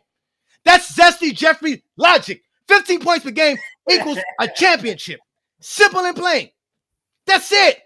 Without Kobe's 15, they not winning. Without Shaq's 13, they not winning. I agree. That's facts. I agree. All right, without Kobe Bryant 14, the Lakers not winning. Without Kobe Bryant 30 points per game, the Lakers not getting out the win. I never said that. Nobody said that. Your problem is you think Tracy McGrady. No, your problem is you think Tracy McGrady can't average that 15. You think Tracy McGrady can't average the 22. That's the problem. We're not saying that there's other guys who can average that. That's the point. That's the point. So you still need a team to win championships. No, it's his facts. Dwyane Wade is not the leader of the 2006 Miami Heat team. I know this. I was 24 years old. I was old enough to understand basketball. He was not. D-Wade was given the keys and he took it and ran with it, man. He was not given the keys. Again, I will play it for you guys again who don't like to listen, who want to argue for the sake of nothing. The major headline around the league tonight, the Los Angeles Lakers and Miami Heat have agreed to a trade that will send Shaquille O'Neal, one of the greatest big men of all time, to sunny South Florida. When I first came to Miami, Pat called me and said, we want to do a little ceremony for you. So I figured it was going to be a ceremony with about 100, 200 people. But as I pulled up in the 18-wheeler, I saw it was like, I want to say about 15,000 people out there. It made me feel like a mini parade. I was like, wow, these people know of what I can do. They know of what I can bring. So when I walked up and I was walking through the crowd, I got kind of butterflies, I got kind of jitters. So that's why I made the statement, I will bring a championship to Miami. Remember this? 'Cause I'm going to bring a championship to Miami, I promise. And it was clear from the start that Superman and his new sidekick would form a dynamic duo. That Superman and his new sidekick would form a dynamic duo. That Superman and his new sidekick would form a dynamic duo. I was looking at him and he stole a ball and he just took off. I'm like, damn, did you see that? That dude's like Flash. Ding! So we're going to call him Flash. Yeah, Tyson, to answer your question, Nas, I'm going to let you get your last word in so I get some other guys in behind you. Tyson, you name me the players that can do what Scottie Pippen did. We're not just talking about scoring. If you're asking me to find somebody who can score 20 points per game in the 90s, yeah, there's a bunch of guys who can do that in the 90s. Not a bunch of guys, but some guys who can do that in the 90s for the Bulls. But what Scottie Pippen did for the Bulls was more than just scoring. He was their leader on both sides of the floor. That's what Scottie Pippen did. He ran the triangle offense. Show me who could run the triangle offense for the Chicago Bulls. Show me somebody who can play the defense that he does. Show me somebody who can play 1 through 4 in the 90s, and I'll give you Scottie Pippen. That's what I Kawhi Leonard. Yeah, but I'll give you Kawhi Leonard. Nobody's gonna say that. Kawhi Leonard is up there. Kawhi Leonard. He That's can't run the offense Paul like that. George could. Kawhi Leonard can. None of those. No, Paul George is not on that level. None of those guys could run the offense like Scottie Pippen can. Defensively, he was one of the better defenders. Yes, he can. And we seen Paul George made a deep run with Indiana as the number one guy. Something that Scottie couldn't do. At least Paul George made it to 2 conference finals, being the number one guy. So you can sit up there and ignore Paul George, but Paul George could do what Scottie did too. If he could replace Scottie and do what Scottie, he's more skilled than Scottie and everything. Yeah, you like to bring up niggas being more skilled in the current era. Yeah, Paul George is more skilled than Scottie. Yeah, he is. Exactly, and that's why he wasn't. He was nowhere near Scottie's level. He was nowhere at Scottie's level. Let me let somebody else speak. Herm, you can't take over the show because you've been talking too long all day. Go ahead, unmute yourself now so I can let somebody else talk. Yeah. I'm gonna just get this off, and then I like what you played, but like you also forgot the press. Why you didn't play what he said in the press conference? He said this is D Wade's team. Who said that? When he said that? In what press conference? In what press conference? The press conference when he had when they gave him the jersey and he was speaking to the public, when he was speaking to the media. He literally never heard that before. I never heard Shaq say that this is the Dwyane Wade team when he came to Miami. Never heard that. Never heard that. Because if that was the case, why would Gary Payton tell him that? Why would Gary Payton have to tell him that in the 2006 finals? Why would he have to remind him, give him the ball? So the Gary Payton quote gets mixed up. He said that like earlier in the season. He didn't. He said that in the finals. I have it. He said it in the finals, and the reason he said it in the finals was because they were there. He was like, man, just let. And then he said afterwards, after that, this kid had the most greatest run I ever seen. 4 straight games, scored 30 points or plus.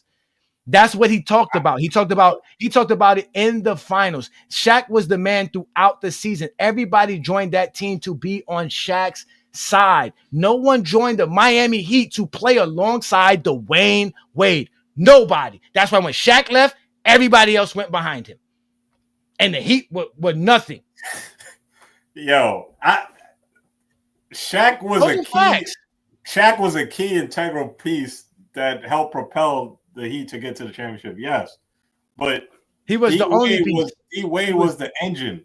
D Wade was the reason that he wasn't. D Wade was the reason in both playoffs in the 04-05 and then 05-06 that they even got to where they were. No, it's because everybody. Again, you keep bringing up injury. If Shaq gets hurt, the Heat don't win nothing. Don't bring up injuries. Injuries will derail any team from a championship, no matter who's getting injured. You take away the sidekick of a team, they're going to lose. That's not the option. The option is that Shaquille O'Neal is the key factor. Teams are still game planning towards Shaquille. Dwyane Wade's options and his ability to do what he did was just like Kobe because he's playing alongside the most dominant player we've seen in our lifetime. You can't take away the fact that Shaq commands double teams. Shaq commands attention whether he has the ball or whether he doesn't have the ball. You have to stop Shaq. He scores at a matter of fact, when he got to Miami, those were his best field goal percentage seasons in his career because it was easier to score in Miami due to the fact that they were running an offense around Shaq and there was no argument between him and Dwyane Wade. No argument like it was with him and Kobe. They were successful for one season. The next year, what happened? Shaq decrepit behind, stopped staying in shape, finally got his one championship over Kobe, and he stopped caring. Dwyane Wade didn't get us nowhere. Got swept in the first round by Kurt Heinrich and Ben Gordon. I remember because I was upset. I'm a Miami Heat fan. Watching us get beat by the Chicago Bulls. Well, that was injuries, but I'm not. See, blaming injuries. No. I don't want to give an excuse. I don't want to give that excuse. What happened when he was really the top dog in 2007? He couldn't get us out the first fucking round. That's facts. I don't hate on Dwyane Wade because his overall career says he's one of the greatest players ever, and he's definitely in my top 20. I mean, top 25. I think, yeah, top 25, top 30, somewhere around there. So I'm not hating on Dwyane Wade. He's just not better than Scottie Pippen. Scottie, you're not going to have those problems with Scottie Pippen. But I'm gonna say this last thing, and then I'm gonna let you go. First off, I just want to say, I appreciate the work you guys do on this channel. I appreciate your debate skills. I appreciate Herm. I just want to give love to Herm, Lamont. Who else I like to watch? I like listening to Showtime. I love all you brothers. Oh, those guys are great. But I'm gonna say this. Appreciate you, Scottie, and I'm gonna let the chat cook on this, and I'm gonna go. Scottie, the main difference though between Scottie and D Wade is that D Wade as a first option has more. D Wade as a first option has more impact than when Scottie was a first option on the Bulls, and that's really the main difference right there. Scottie was more successful. D Wade has more big games in the playoffs than Scottie. D Wade also has. Yes, he does have more big games than Scottie. Yes, he does. I can name them all, but I'm not. I gotta go. Yeah, you gotta go, brother. Please, I gotta stop capping. I just named a bunch of Scottie Pippen games, but he was hampered by Jordan. Hey, I seen Scottie. I seen plenty of opportunities where Scottie could have helped Mike in terms of certain things, and he didn't. So that we can say that. Okay, well, I'll leave you with this. Especially in '98, especially in '97. But other than that, I'm glad that you said that, because in 1998 we got several evidence here where you lying. So let's go. Let's start off with 1998. Let me move this comment here and this banner here. In 1998, Scottie Pippen in the finals. Let's see here. 1998 game 2, Scottie Pippen 21.7 of 13 from the field, while Jordan takes 33 shots to score 37. Game 4, 1998 NBA Finals. Scottie Pippen 9 of 18, 28 points, while Jordan goes 12 of 27. Jordan should stop shooting when he's playing that bad, like Shaq did in 2006, so that Scottie Pippen could go off for 40 points. But he doesn't do that. Scottie Pippen has countless games in Chicago Bulls history where he was going off. In fact, we'll let the Chicago Bulls coach and them explain to you why Scottie Pippen was out here just dominating the game for the Chicago Bulls and helping them win championships. Here's the guy who coached you when you were first into the league, and we've seen a great deal of change in your game, improvement in your game, and maturity. Doug, what about the fact of the distance this young man's traveled? Well, I always felt Scottie Pippen was a big game player.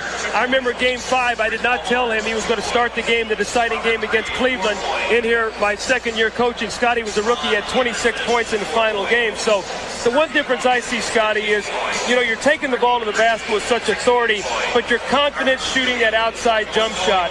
You see teams going to make a change and try to trap you to prevent you from getting that easy shot. Well, yeah, definitely. I felt like that was the weak point of my game going into this season was my jump shot. And I feel like once I get that open up for me, it will make a big difference for me. The one thing that you do so well, Scottie, there's so many things out there, but when you rebound the basketball and you can turn and push it out, you give your team such an advantage. Paxson can now run out and be a shooter. Michael can get out, and it creates all kinds of problems. Well, yeah, I think that made me a major threat in this series because Barkley not able to hold me and guard me the full court. So it made a big difference with the court wide open, and I was able to create. That man out here cooking Charles Barkley and telling him on national television, Charles Barkley can't guard me. I'm out here throwing passes left and right. Anybody can score when you play alongside me. I got West Coast in the building, a GJK member. Peace and blessings, brother.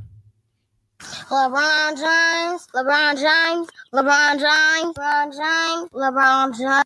What do you got for us for today? I'm going to bring y'all guys up here. Give me a second here. I got some GJK members. I need one-on-ones because y'all guys are cutting me off, and then I can't get to the discussion that I'm trying to get to. So, West Coast, are you there? West Coast. All right, you're not there. Next guy up. Boycott. What's good, brother? I saw you on Lamont's channel cooking. What you got for us today? Yeah, I think what people look at, they try to measure like Pippen in today's context. I've said it before, but I said it a long time ago. Like if you look at 1999, 1996, like 1998 or the 97-98 season, it was like 0 30-point per game scorers. In 96, there was 1. The scoring level went up. Like Pippen in today's game would be like a 26 point per game type dude. You know what I'm saying? That's what people are not measuring. So it's like when you look at Dwyane Wade, he got 27 here, he got 26 here per game. If you bring him back to the 90s, if let's say Dwyane Wade was a top 10 scorer, he would average 22 points per game. That's what he would be looking at. Like, because the top 10, I'll see if I can find it right now. So in let me get it. In 2005, I was looking at Dwyane Wade was like 4th in scoring with 27. In 1994, the number 4. Let me see. Number 3, number 4. Yeah. In 1994, Dominique Wilkins was 26. Pippen was 22. So you're looking at nobody had 30 points per game that year. Yeah, David Robinson with 29. The scoring has changed so much, and they score so much now that Pippen is in the 1994 is a top 10 scorer. So if you can look at somebody as a top 10 scorer as a leader in today's game, then you can basically look at Pippen as a leader, scoring leader type of player, or that type of player back in the 90s.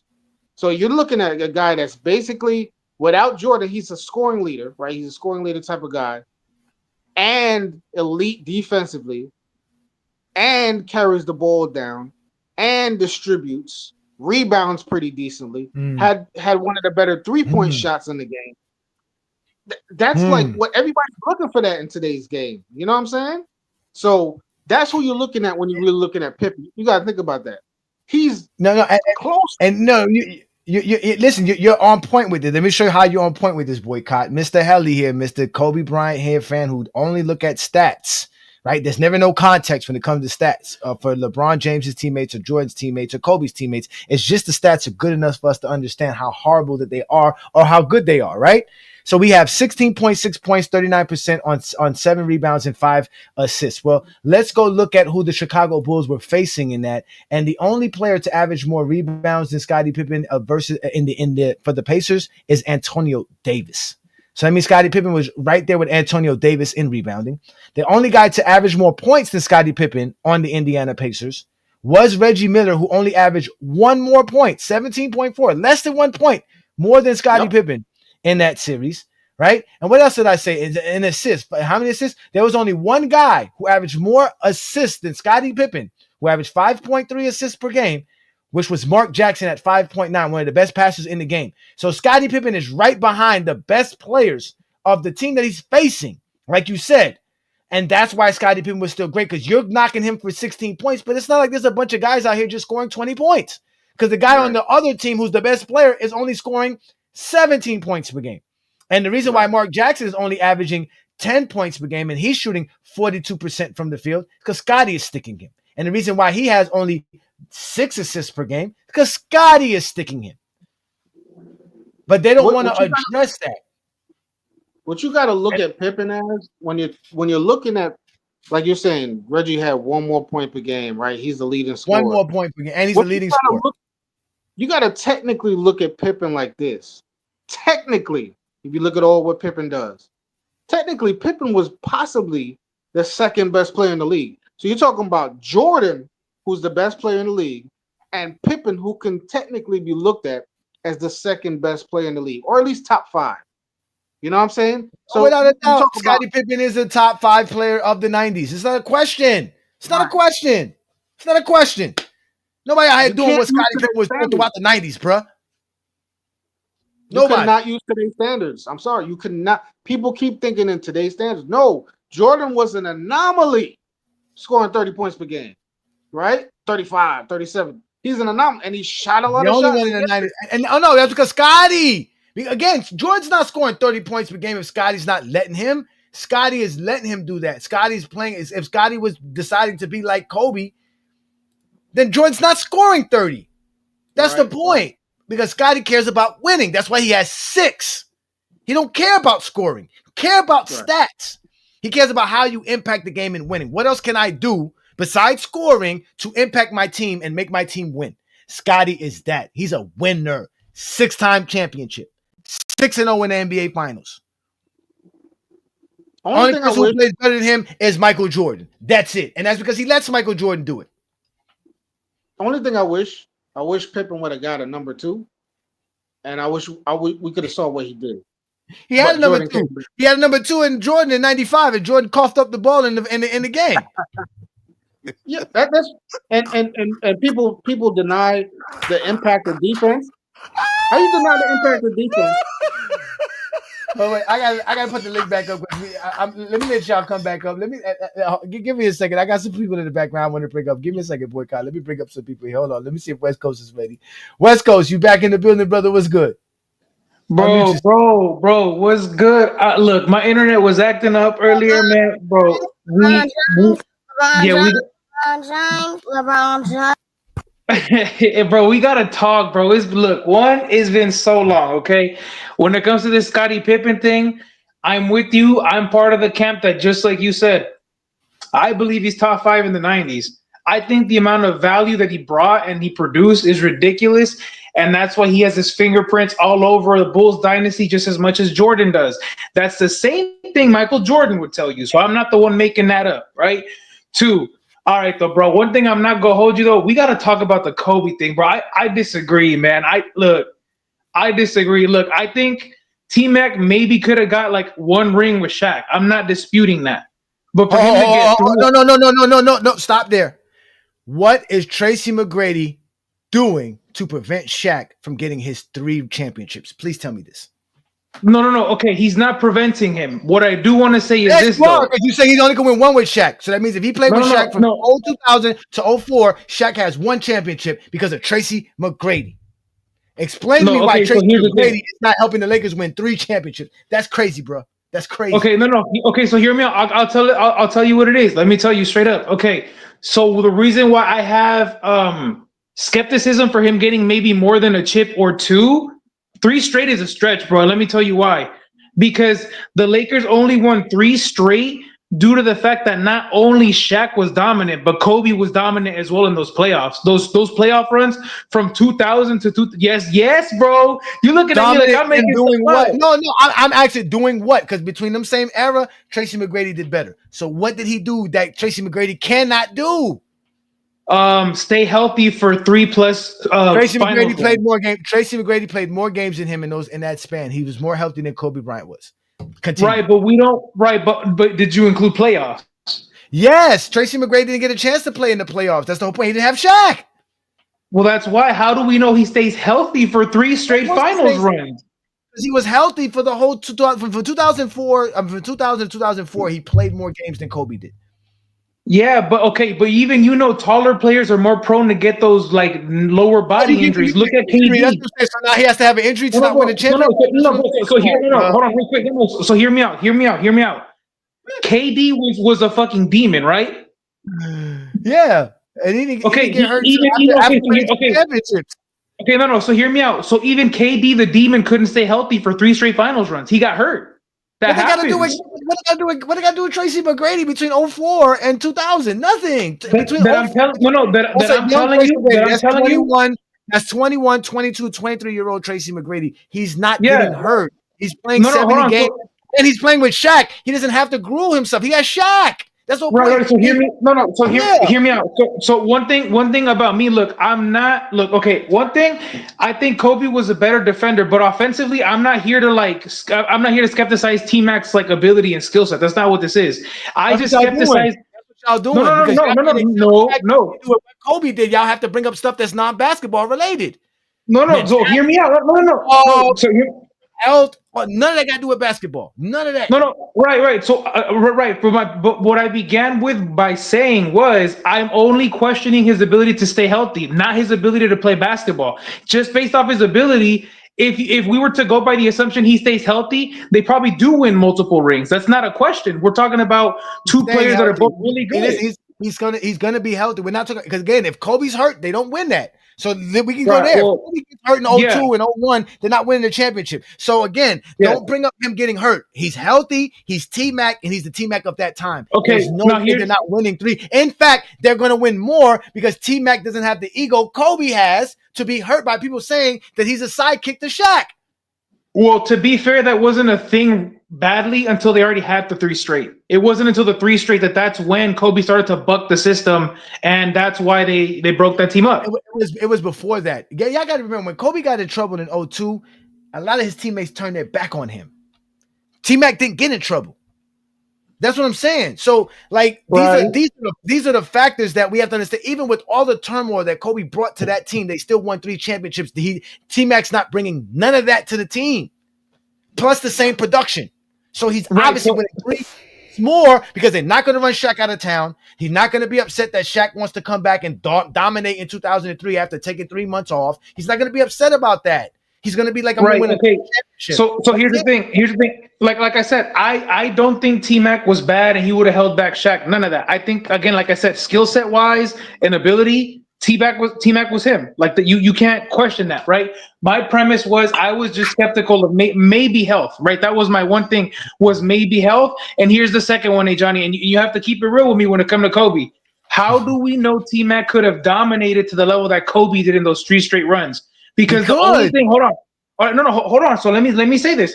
So the only time Kobe, to my knowledge, had bad stats in those, was it 3 finals run and then up to 04, was in the first finals because Jalen Rose literally hurt him. And he said that he hurt him. Like, this is a known thing. He literally went out of his way to hurt Kobe. Bruh, T-Mac averaged more points, more rebounds, more assists, more blocks than Kobe in those same playoff runs without Shaq. Wait, this is okay. I understand that. My point is, so you think T-Mac would have been able to explode for 30, 40-ish consistently, even though he had Shaq? He's averaging damn near 30 without Shaq. Yes. Okay, again, yes, okay. Again, yeah. It's not the skill set, bro. My thing is, I don't think it's a given that T-Mac could have played at that high elite level. West Coast, the production is the same. Fuck the skill set. Kobe and T-Mac can have different skill sets. Their production is the same. And this is Kobe doing this with the help of having Shaq. Different though between the two. You gotta look at the usage rates. You can't compare that. With I understand that proves my point. Again, he doesn't have Shaq. And Give he still T-Mac was just Shaq. Inefficient. Kobe still was more efficient. All that. In the playoffs, they were kind of similar. Kobe was more efficient in the regular season. I give you that. He was more efficient, as you can see. He was about a point better in the regular season. But again, he had Shaq. I'm gonna keep it real with you. The reason why you having this argument and you're starting to backpedal is because the legend of Kobe is bigger than Kobe himself. That's fine. I don't care about that. I don't care about I'm talking about the people that again. At the end of the day, Kobe is top 10. Hold on, wait. Hold on, wait. Kobe is top 10 all time. Tracy is not. He's nowhere near it. That's the difference. At the end of the day, when we stretch out their careers past 2004, is when we start really seeing why Kobe is 10 times better, 100 times better than T-Mac. But for this short span, I could agree with that. Hold on, wait. For this short span here, this T-Mac was one of the greatest players we've ever seen in NBA history. And this is why you can't go off of just peak and prime years, because when we go through the Tracy McGrady is the perfect example of why you guys using peak is it get exposed.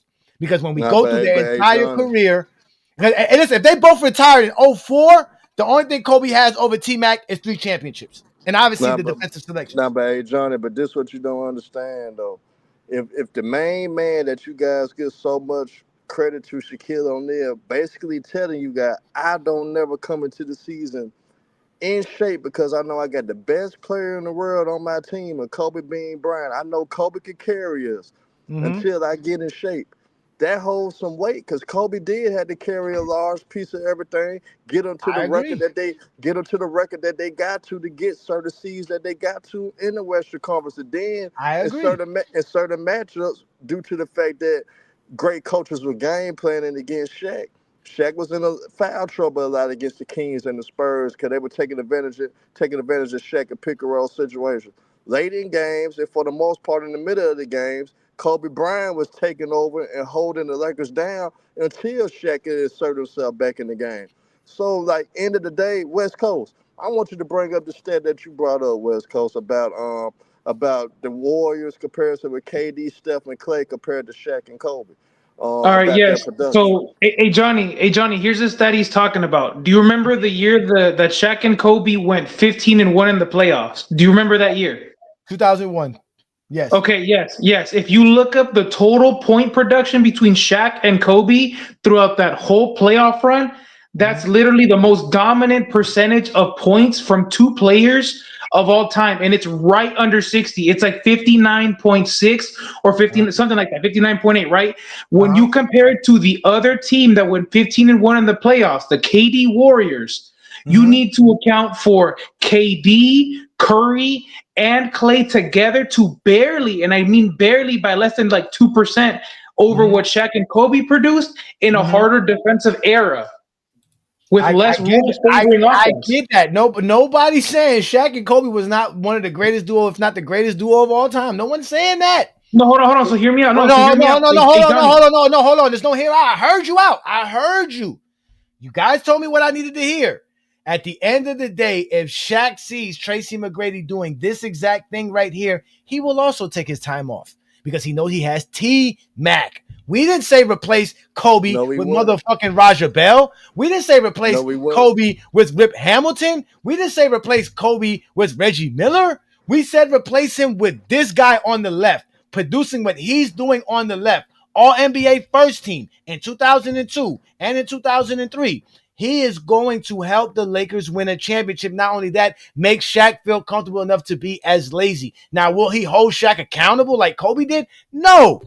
Because Kobe only didn't like Shaq doing that. No, I get that. But it didn't matter. It didn't matter because in 2003, the Lakers still could have won if they found a way to figure out who was who. When Shaq came back, now Shaq was still hurt and out of shape. That was Shaq's fault in that series. He I didn't got you, produce at the and high level he normally and not do. only that, they Tim didn't Duncan have the killed number one that seed. nigga. Listen, they didn't have the number one seed, which could have helped them as well, right? Because Shaq didn't play the whole season. I get you, and nobody's saying that. But again, we Plus all the know role player Robert Orr was like 0 for 18 in that series. I know, I get all of that, but like I said before, when there is a consensus idea of who's doing what, which you wouldn't have with Tracy McGrady like you do with Kobe, because Kobe is that dude. That's why Kobe said, I need to win a championship without Shaq. Tracy McGrady would have been fine winning championships with Shaq his entire career. He would not have won. He probably could have got one. He would have got the 3 that they got plus he would more. not have got 3. But No, he would have never got none without Shaq like Kobe got some without Shaq. That's the fact. He would have never got none without Shaq. Kobe got 2 without Shaq. T-Mac would And not have that's got the 3 difference. with Shaq. T-Mac would not have got 3 with Shaq because he would not have the nerve to check Shaq or to get in his face and let him know that he BSing.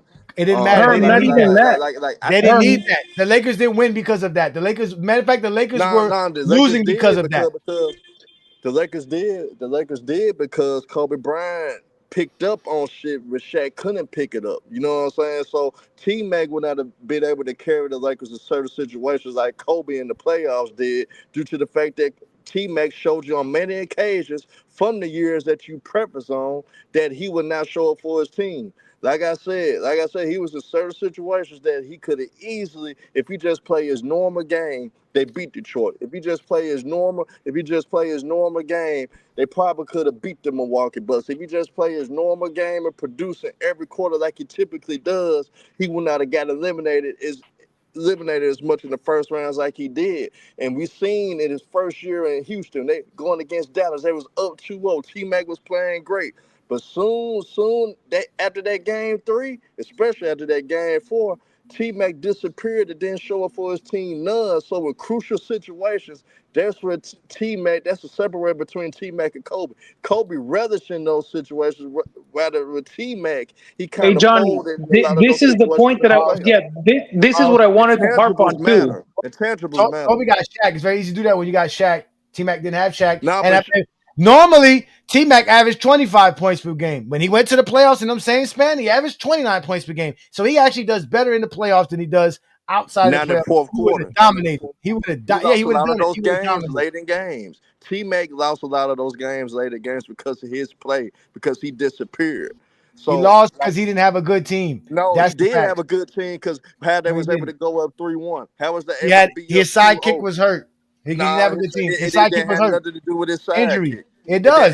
Without Grant Hill, you're not going to win. You're not going to win. He was up 3-1 on a solid Detroit Pistons team. He had solid teammates that were producer. The Mike Miller. So was Kobe. The Pat so was Kobe. producer. With Phil Jackson. Hey, but you and he want to know coughed it something? up. You want to know something? Kobe bounced back from that blowing that 3-1 lead. T-Mac never bounced back, and T-Mac never had the luxury to get out the first round as a lead guy because he couldn't do it as a lead guy. It's Herm, no stop excuses. bringing up what It's no Kobe was excuses. able to do It's later no in his excuses because career. I've seen guys like Jamal Mashburn with no elite talent, lead guys at the first round at least. I've seen guys like a Glenn Rice with no elite talent, lead teams past the first round. Hell, I seen Michael Finley. I seen Michael Finley as the best player on the team get out the first round. It's no excuse for elite talent like Tracy McGrady not to get out the first round. If There's you no make the excuse for excuse, elite for talent you to like make Kobe the to excuse, not make the you piss playoffs. poor for that, and you don't know No. basketball, nigga, for making excuses for that. Okay, are you done? No. Okay. There is no excuse for Kobe missing the playoffs in his prime where T-Mac didn't do that. T-Mac made the playoffs. He was making the playoffs in 2001, 2002, 2003 while he was dominating. Those are the facts. Kobe was missing the playoffs. Y'all don't want to go there. Y'all want to talk about Kobe winning championships with all NBA help, right? With Allen T-Mac, Houston got out the first round with no real help, nigga. What you talking about? The Trail I don't Sprewell know. got out the first round with no Kobe elite didn't make help. the Man, playoffs. we don't want to hear that, man. Kobe Man, we don't didn't want to hear make that, man. the Making excuses for Tracy playoffs. McGrady, man. He's a choker, Kobe man. We don't care didn't about make T-Mac, the man. playoffs. T-Mac couldn't even Kobe win one didn't series, man. I can't make take him the serious, man. Do I give a fuck? Nope. No, not one. How many fucks do I give? 0. Exactly. So therefore your comment is irrelevant. Man, sit your dumb ass down. Herm, I gave you all day to be nice and just chill, bro. You're not gonna do this to me tonight, bro. I'm really trying to have a conversation. It's not my fault you're a Kobe Bryant fan. You say you're not a Kobe Bryant fan, but every day that you show up on a Friday night, I realize how much of a Kobe Bryant fan you are. And it's not my fault, bro.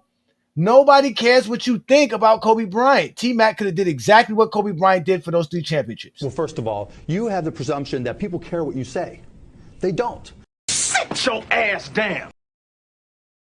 So now you get to sit in the dugout because you know who you fucking with. I'm Ajani. Sit your $5 ass down before I make change. You fucked up big time. You're incapable of running this shit. Yeah, you incapable of running this shit, Herm. You are not Ajani. I told you about that shit, man. Y'all running around here crying and complaining for Kobe Bryant. Nobody cares. Nobody cares. Sit your punk ass down. That old bullshit. Let's get back to what we were supposed to be doing. And let's get back to the players that you choose. Shout out to Juan Boy who's in the building. LeBron James, LeBron James, LeBron James, LeBron James, LeBron James. Okay, so here we go, ladies and gentlemen. We back at it again because I'm tired of Kobe Bryant fans. Y'all been crying for a whole week. And you know what? What's his name got buried in the cemetery? I forgot to say that. Shout out to Gilbert Arenas, who put Cemetery Larry in his final resting spot, which should be the Zesty Jeffrey Cemetery. So for y'all, we're going to give the final resting spot for Cemetery Larry in the Zesty Jeffrey Cemetery. Welcome to Zesty Jeffrey Cemetery, where we have identified, marked, and cataloged all Zesty Jeffreys for their final resting spot. No longer will you hear Zesty Jeffrey logic like 6-0 and the toughest era ever. This is where all of that ends, right here at Zesty Jeffrey Cemetery. Subscribe to the GOAT James Kingdom channel and also check out the GOAT James Kingdom membership.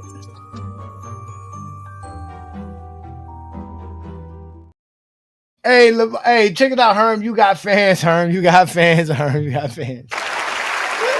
Hey, Johnny, my Herm, thing, why I gotta be like that, Herm? Why we gotta be like this, Herm? Why can't we just be nice with each other for Man, hey, man, I speak the real, though. Niggas understand that, man. I let the LeBron fans and other fans talk. I don't never mute niggas. I don't never mute niggas. Hey Johnny, my thing is like it's cool that you believe in T-Mac, bro. Like I'm fine with you believing in T-Mac and thinking he could have been as successful with Shaq. My thing is it's not a crazy opinion. I just disagree, bro. I don't think T-Mac could have dominated the way Kobe did for that many playoff runs straight. I just don't see that. Okay, all right. Well, I got another disagreement for you. Who you picking? The guy to the left or the guy to the right? One's a champion, one's not a championship. Who you going with? Who's the better player? Which player are you picking? All right, there's 2 All-NBAs on the left, 4 All-Stars, 7 All-Stars, 1 All-NBA, 8.7, I think that is, and then 1.9. Yep. Um, Who's the better player? One's a champion, one's not. One's stats and accolades are more impactful because they won a championship, and one isn't because they didn't win shit. honestly, that's a close comparison. Like this is like that's close. Yeah, I would probably take the left, but like no, yeah, like just barely, bro. Like just barely take the left. And what if the right was a champion? Would you take the right?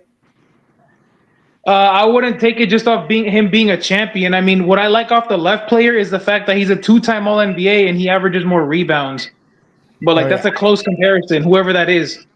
I got Herm's answer. Herm got the guy to the left as well. What about you, Boycott? Who you got? The guy to the left or the guy to the right? I'm taking left. You taking left? Look, Herm left. Herm's upset. He never get muted. Herm, it's so funny because I only get muted when people don't let me speak. I never get muted because I'm cutting people off and don't let people speak. It's not my fault, Herm. Herm, you really, as a matter of fact, I gave you a moment in time in the show and the shit fucking dropped, man. People stopped listening because you were fucking rambling for 5-10 minutes. I gave you a chance and you still more than welcome. I'll put the fucking link back up for you because you always welcome, Herm, but you know you gotta fucking behave. My wife told me I need to put y'all in the dugout. She said that's what the dugout is for. So don't get mad because I put you in the fucking dugout. You got put in the fucking dugout. It's not my fault. So, Boycott, who you going with? The guy to the left or the guy to the right? Left looks more elite. He looks like left going close to left. to an elite rebounder. And then the guy on the right looks like he doesn't do anything super spectacular. Wow. All right. So, Juan Boy, peace and blessings, brother. What's good, brother? You can unmute yourself, Juan Boy. Is that rebounds though, bro? The second stat, is that rebounds or assists? Points, rebounds, and assists. Yeah, I like the left player. Just based off the fact that it's almost 9 rebounds. A 15 and 8.7, I think, is a little bit more valuable than a 16, 4 and 4-ish player. That's just, again, I think it's close though. I don't think it's like a crazy gap or nothing. Like I think you could literally coin flip here, in my opinion. Crazy coin flip. What about Juan Boy? Are you there? Yeah, I'm here, man. I had to walk the dog real quick. Nigga been in the house since 5 o'clock. Wow. You can hear me? Yeah, we can hear you, brother. What you got? Left, the guy to the left or the guy to the right? Yeah. I'm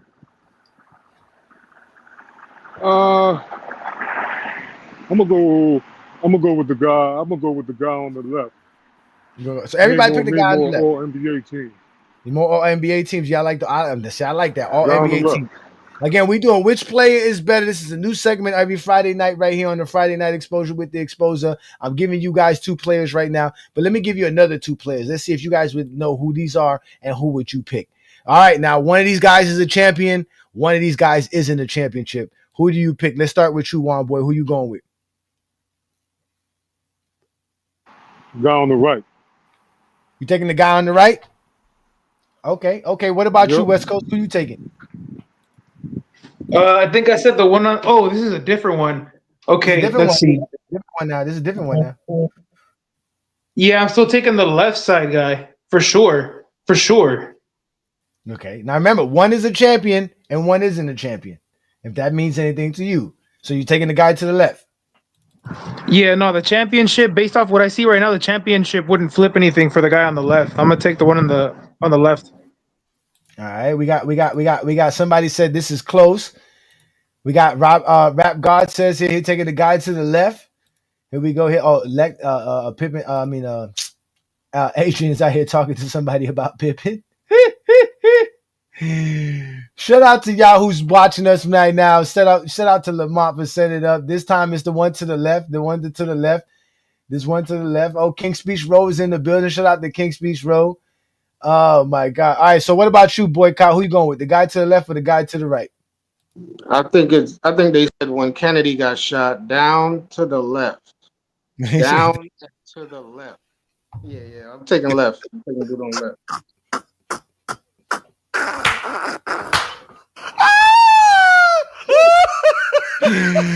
All right, you're taking the guy to the left. Who y'all got in the comments? I want to see who y'all got in the comments. I see Adrian said that. You guys see, I can't be messing with you, King Speech Row. You always out here trying to find out who the player is before you out here deciding which player you want to choose. And that's not how tonight's program works. That's not how it works. Again, we are doing which player is the better player, which will be a permanent segment on a Friday Night Exposure. This is the first group of guys. Right here. This is the first group of guys. We got most of you guys pick the guy to the left. This is the new set of guys right here. Some of you guys got the guys to the left. So Juan Boy picked the guy to the right. So which player do y'all want to know first? Let's start with you, Juan Boy. Which player do you want to find out which one is which first? Which one, Juan Boy? Give me the guy on the right first. Oh no, I'm saying which set of players you want? You want to find out who these guys are, or you want to find out who these guys are? I'm gonna be a Jordan fan. Give me the second one because them guys average more points. All right, we got Tyson in the building. Shout out to Tyson, another GJK member. Peace and blessings, brother. LeBron James. What up, bro? LeBron James. LeBron James. All right, which player you going with right now? The left or the right? And I'll get your take in it afterwards. Which player you want? Based Remember, off one's that, a I like championship. to. One's a champion and one isn't. Remember that. That don't really matter. The 5-time All NBA shows he's maybe a little more impactful. Maybe one of the best players at his position. Contributes a little more. I'm gonna go with the left. All right, and what about these two guys? Which one you going with, the left or the right? Oh, that's close. That could be a toss up. Without seeing, who's more impactful on defense, I just go right for a little bit of longer. Like he was 7-time All-Star, was a little bit longer. So for career wise, I would give it to the right, maybe. Very interesting. Oh well, I don't see the 8 rebounds. Depending, it depends on what position they play. I don't know if the dude is a center. I don't know if this guy is a guard on the right. You know what I'm saying? So the 8 rebounds could be, misleading if one's a power forward and one's a guard. So both of these guys are power forwards. Oh, both are power forwards. Okay, that makes a little bit of difference. Power forward rebounds is kind of important. So that might sway my decision back to the left. Okay. All right, so we'll get to what Juan Boy said first. So Juan Boy said he chooses to do to the left because we're doing Zesty Jeffrey things like picking up guys who have more points. And if we look at these two guys, the guys that we're looking at are Chris Bosh and Chris Webber. Which we all know, Chris Bosh has a championship, multiple championships. Chris Webber has none. But you could argue Chris Webber was better than Chris Bosh, like before he went to Miami, like for sure. No question. Definitely, Chris Bosh was better than Chris Webber was better than Chris Bosh, in my opinion. Yes. No question. Yeah, I mean, Chris Bosh made a lot of All-Stars. He made a majority of them, obviously, because he was with the Heat. But he didn't make a majority of them because he was in Toronto, and it was back then. It was all fan voting, and obviously they always voted him in. No, yeah, Ajani, Chris Webber was one of the biggest, like, to use a better word, a victim of the 2000s, like, of the fact that Shaq and Kobe were there, the fact that was like part of Duncan's era, Garnett, like so many good players, especially in that Western Conference, bro. That conference was crazy. Yeah, it really that's a fact. But he was still great. Like he was, even amongst all those other players, he was still a great player on a very good team, by the way, that contended. So. Because of Chris Webber and what he brings to the table, so that Chris Webber's a baller for sure. Yeah, and King Speech Rose, stop snitching. I don't need you telling me who the player is before you tell me which player you pick. You understand, young man? You understand, young man? Yeah, I've been playing that game since 2012, man. Hey, if you replace Chris Bosh with Webber, he got 3 rings, maybe. You know what I'm saying? That's true too. That's true too. That first one, that's 4 rebounds if the NBA didn't cheat Sacramento in 2002, they probably would be champions. Yeah, we put prime Chris Webber on the goddamn Heat. Yeah, they win it not 5, not 6, not 7. The other ones, you sure those are power forwards? Because 4 rebounds for a power forward is nasty work. Nasty work. Oh, you know what? Maybe I do got this one wrong. This is actually not power forwards. I apologize. They're small forwards. They're small forwards. Yeah, they're forwards. Still, I need 5 out of any forward. I need 5. So does that change anything, Tyson? My bad. These are small forwards, Jason. Small forwards. Yeah. Yeah. See, Man, it's hard. It's hard to do this when like you said, you don't know the team. Did the other guy play with some elite rebounders who was eating up all the rebounds at small forward? Was the other guy asked to? It all depends on team role, bro. So, but just based off what we see here, I'm gonna go with the left. Ajani. Did you just say it's based on team roles? Oh, hold up. Is that Josh Smith? That's a very interesting question. No, Josh y'all Smith not supposed to be. solid. First of all, y'all not supposed to be trying to find out who these players Josh Smith are. was never an all-star. All right, that's the point of the shadow. The Josh shadow Smith was is. never an all-star. I will reveal the player very shortly, and yes, Never I'm an trying to do all-star. a good job of confusing y'all for sure. For sure, I'm trying to confuse y'all. So This I want was y'all. your best one yet. It looked like Josh I'll Smith tell because he you got that. that big ass head. Huh? Who got? He said somebody had a big head. That dude does got a big head, but again, it could just be the picture, right? You don't know who that is to the left. You don't know who that is to the right. Dude to the right got a long ass neck. Pause. Right. I bet But the dude on the right, how much you want to bet he from a player from the '90s? Because the one time All Stars is common in that era. Yeah, because it was real I'm competition shooting. to make All Star. That's why. I'm shooting because y'all was saying a lot of crap when I was at work. Rod Strickland is a I can't. zero-time All Star. That'll tell you. Oh Yeah, I my know. god, that is It wasn't hilarious. good. Yeah, Rod Strickland never made the All Star team, which is All ridiculous. right, so Tyson got the dude to the left. Mambo, who you got? I got the dude on the left too. Okay, West Coast, who you got? If you still there, West Coast, who you got, Ro? Left rebounders all day. Okay, Boycott, who you got? Bonzi Wells. I mean left. Bonzi Wells was never an all-star. But that's funny. I'm about to say that dude look like Bonzi Wells. Put a headband on that cat. Josh Smith. Niggas got them big fat water heads. Yeah.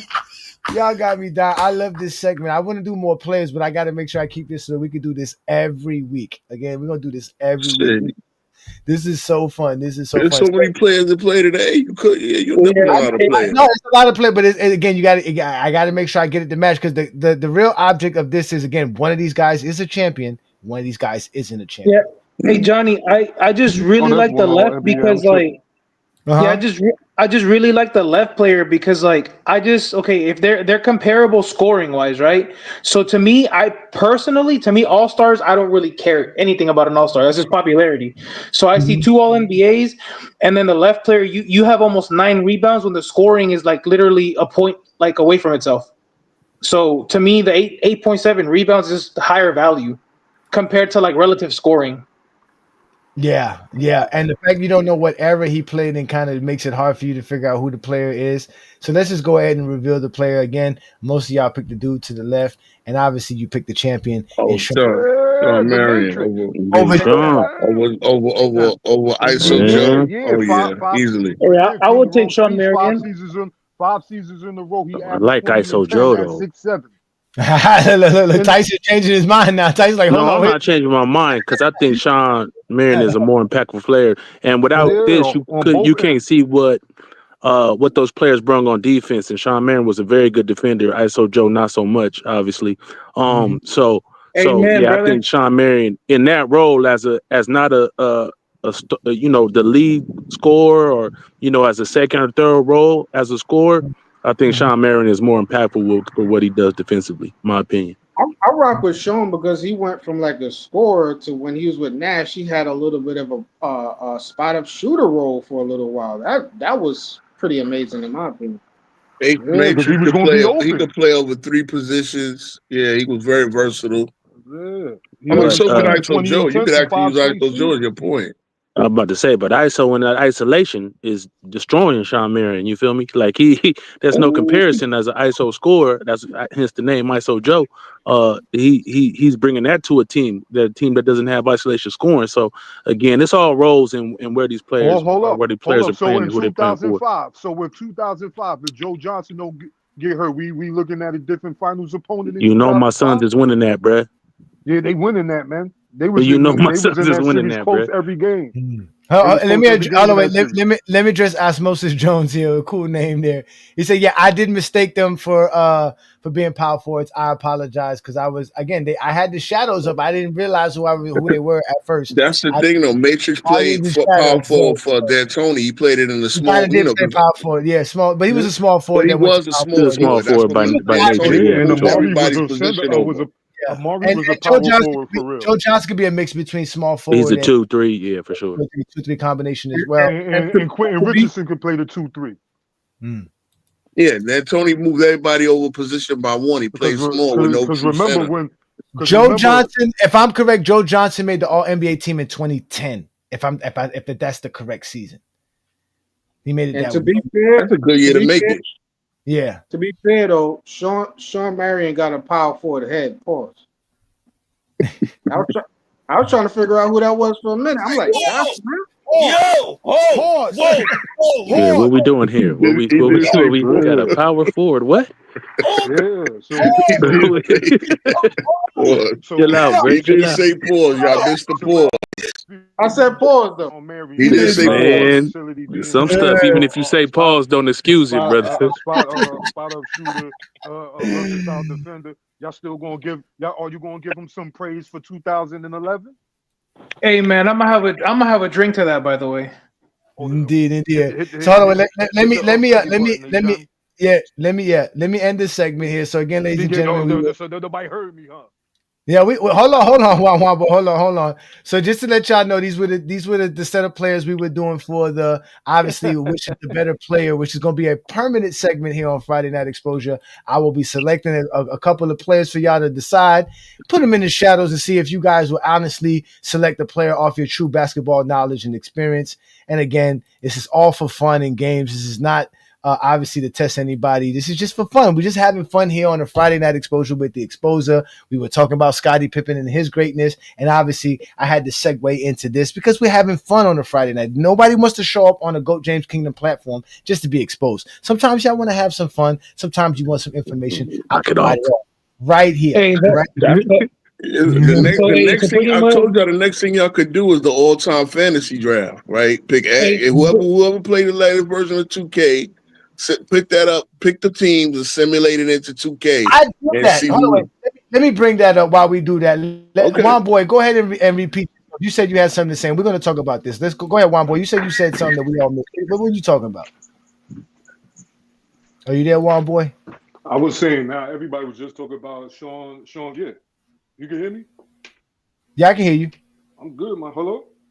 All right. Yeah, we can hear you. Just saying how Sean Marion was a spot up shooter and a versatile defender. So now can the Dallas Mavericks get some more credit for 2011?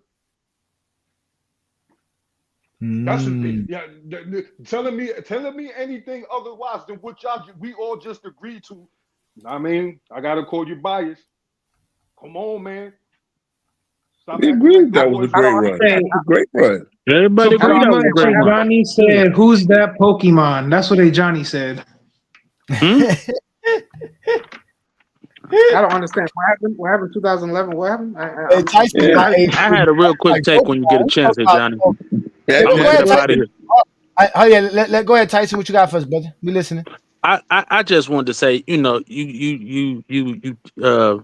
with that whole little 2 minutes thing and whatnot. I mean, the reason the way we quantify players is their stats, right? Of course, but I understand LeBron's comments about ring culture, and I totally agree. My issue is with other players saying that they can join another team and replace this player and do what they did. Damian Lillard had a great 2017, 2016 season. That doesn't necessarily mean to me that he can replace Kyrie and win a championship with that Cavs team because of what Kyrie did in those moments and hit those big shots. But if we just look at stats, Damian Lillard is on par with Kyrie Irving. Maybe not field goal percentage is a little less, but let him finish. Go ahead. Yeah, let him finish. Go ahead. No, Juan Boy was about to cut you off. I'll make sure he didn't. Go ahead. Oh yeah, cats like Kemba Walker or whatever. Those are different archetype players, but stats are similar. Not exactly the same, but similar. But to take away from what Kyrie did and say, well, as Damian Lillard gets up there and say, well, if you put me on that Cavs team, I'm winning the championship. To me, it's disrespectful to Kyrie because of what Kyrie did in those moments, bro. And that's my point when we talking about Tracy McGrady. I have no problem with saying Tracy McGrady is a great player and a baller and all those things for that time he was before the injuries took their toll. But to say I would have did what Kobe Bryant did or I would have won championships, to me, doesn't need to be said. Just because I think it, and he should think it, he's a great player. But to say it is another thing. Just like I think I could take your girl and I tell you it, you're going to take it as disrespect, right? No, but this is the difference. This is the difference. This is the difference. Let me get him. You got to listen.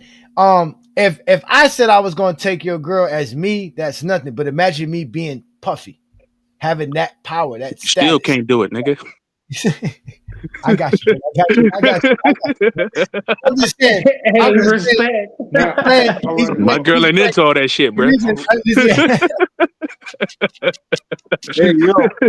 I'm just saying the reason he went to Shaq and Kobe was because it's easy to say you can win a championship with Shaq.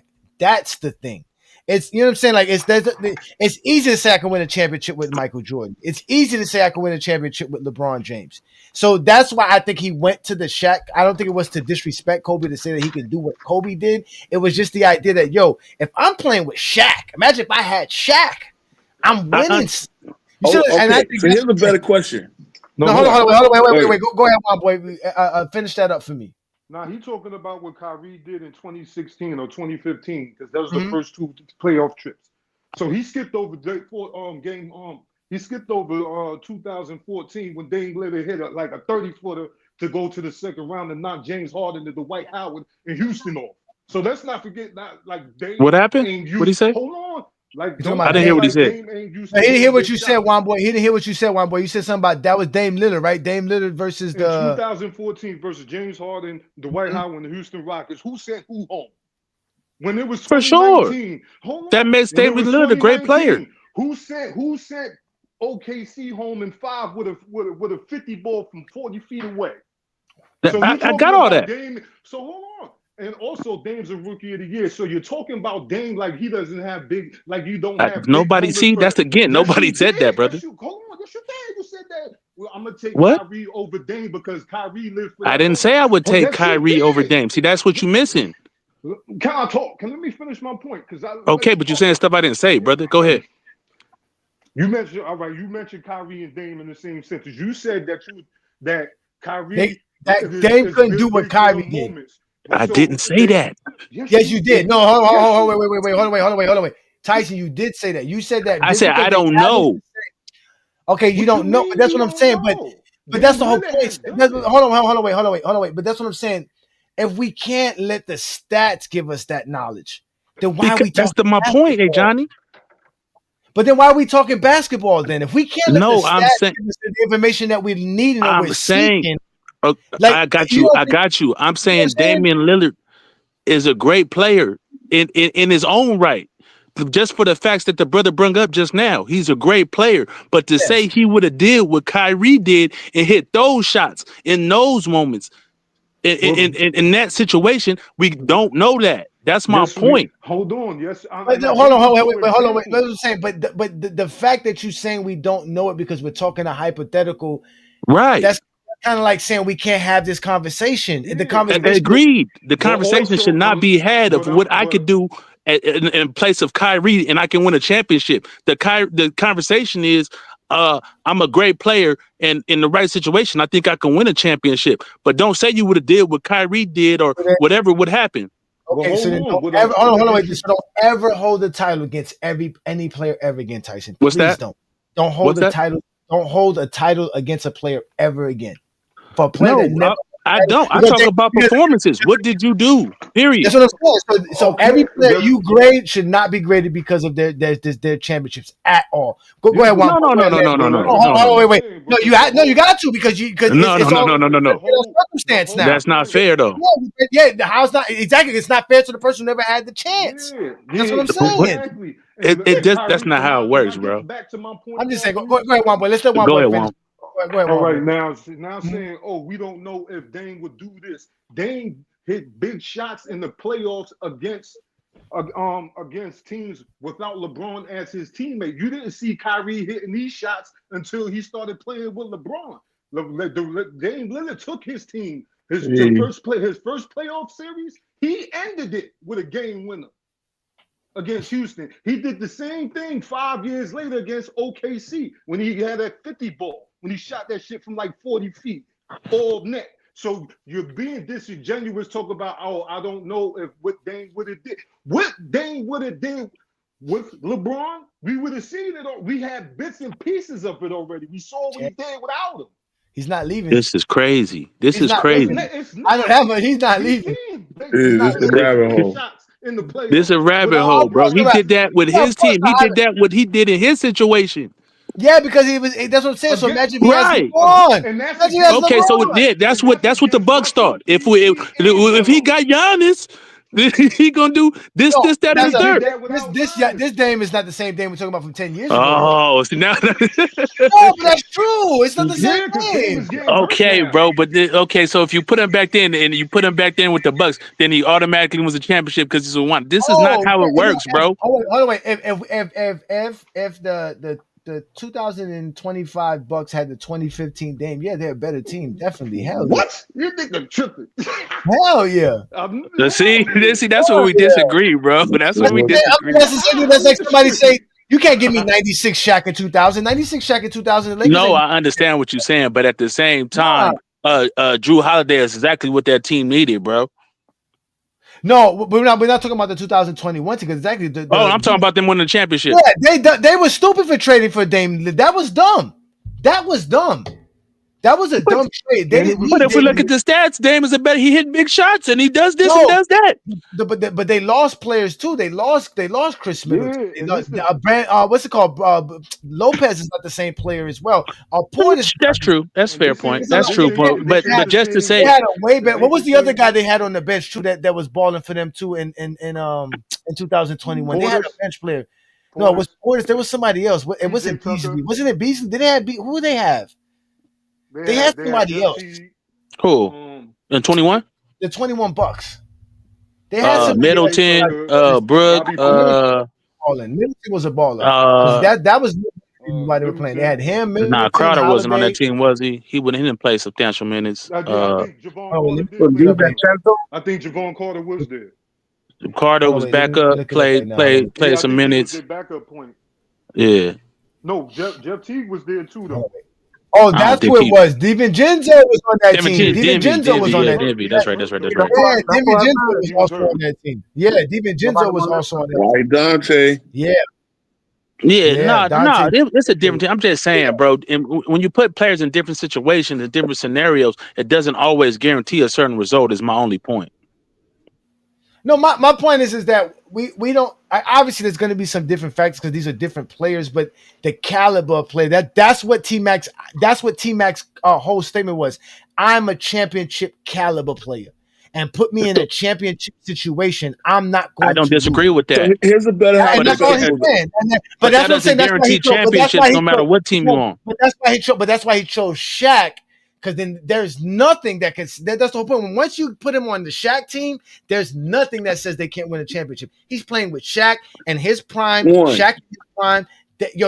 That's. I mean, it's the same. I think they can win one. To say they will win three is a little stretch. I got a better hypothetical that's not that disrespectful to Kobe. A better hypothetical. We listen because we don't want to disrespect. Put Mac on the 2002 Kings with Weber. Matter of fact, replace him with Stojakovic. Weber, Christie, Bibby, with Rick Adams' offense. With Rick Adams' offense, yes. Oh, they're beating the Lakers. So now they're beating the Lakers. Mm-hmm. He takes one ring from Kobe, but him and Webb got their own ring, right? Two from Kobe. But remember, they lost back to back. They lost in 01 and 02 to the Lakers. They got swept in 01. Yeah, I know. So one maybe they don't win in 02. I mean 01. They do win in 02. It was on fire. Not again. Maybe they might beat the Sacramento Kings in 01. 02 is good, but you telling you replace him with Page because Page was nasty too. I know Page was nasty, but I see the nasty. If I say replace Christie, if I say replace Christie, they might go back to back. So I'm saying replace you Pager. placed him with Christie, with Pager, Christie, Mike Bibby, Vladi Divac, and Weber. Yeah, that's a nasty team. That's what I'm saying. So it's like saying, okay, yeah, you put me in a better situation, but I'm not just replacing Kobe. I'm actually going head to head against Kobe and Shaq. And then I think me and Webb, I think him and Webb would have been nasty too. Okay, so Him and Webb, Webb as a passer, yeah, for sure. Let's do some hypotheticals before you get up out of here, right? I had a scenario where I was trying to set up, right, and this was the scenario that I was trying to do, right, and you basically the contest was you get $25 in GOAT bucks, right, and then the contestants get to pick 5 players, right, one contestant at a time and all that other stuff, and then we're going to take their career averages and totals, and we were going to get a score predicated on that. So the point system was on the right. That would have been the point system, right? And I forgot what it was that I said. There's a couple of some tidbits that I had, but you basically had $25 to purchase a team, right? And the way I had the players set up was with these players were worth $1, right? So you see all the players here. There's a lot of players on this list that you can use, and I think I used the top 75 NBA greatest players of all times list. And then these were the players that were either worth $2, $3, or $5. Right? And then these were the players that were worth a dub, $15 or $10. And I was going to give out $100 prize to whoever won this, but nobody really showed up. But Herm and T Perfect do this. So if I said if you was going to get for the player's average, you was going to get a point per point, a point per assist, a point per rebound, a point per block, a point per steal. Players without a steal or block on their resume, the points, they get 1.5 points per rebounds for their rebounds. Right? And then there was a 25% discount on one player, but must provide a fact on that player that I didn't know about. Got you. You giving me Jokic for $2? This is crazy. The disrespect. You stay disrespecting niggas, bruh. Oh, let me see. Where was Jokic at? Did Nikolai Jokic would have been $2? Disrespecting people. Oh, now, yeah, remember, $3. but now you got to remember though. But listen, you get to pick one contestant at a time, so it would have been a fantasy draft, like the way Rose said. It would have been a fantasy draft. Right. Gotcha. Okay. You see what I'm saying? It would have been a fantasy draft. So yeah, somebody would have been able to pick up Jokic, but then you still have to put your roster together. You still got to go get the other players to add to Jokic. It would have been a great pick. Don't get me wrong, but you still had to pick it. You know what I'm saying? So and then the contestants with the highest score wins a cash prize and GJK merch, and the one player can be sold at 25% discount. And I showed you how you had this. You had to buy the player at 25%. Yeah, those are fun though to do those type of things. I did similar stuff when I was fucking with PC back in the day. But yeah, those are fun little drafts and stuff. But anyway, man, I just want to stop by and say what's up real quick, man. After you did that nasty work on that little shit yesterday, but salute to you, man. I know. I'll catch y'all later. Much of blessings, brother. Peace and blessings, brother. Hey, babe, you ever met Diddy? Oh, my bad. All right, I'll catch y'all later. Oh, Jesus. Oh, Jesus. I'm just playing.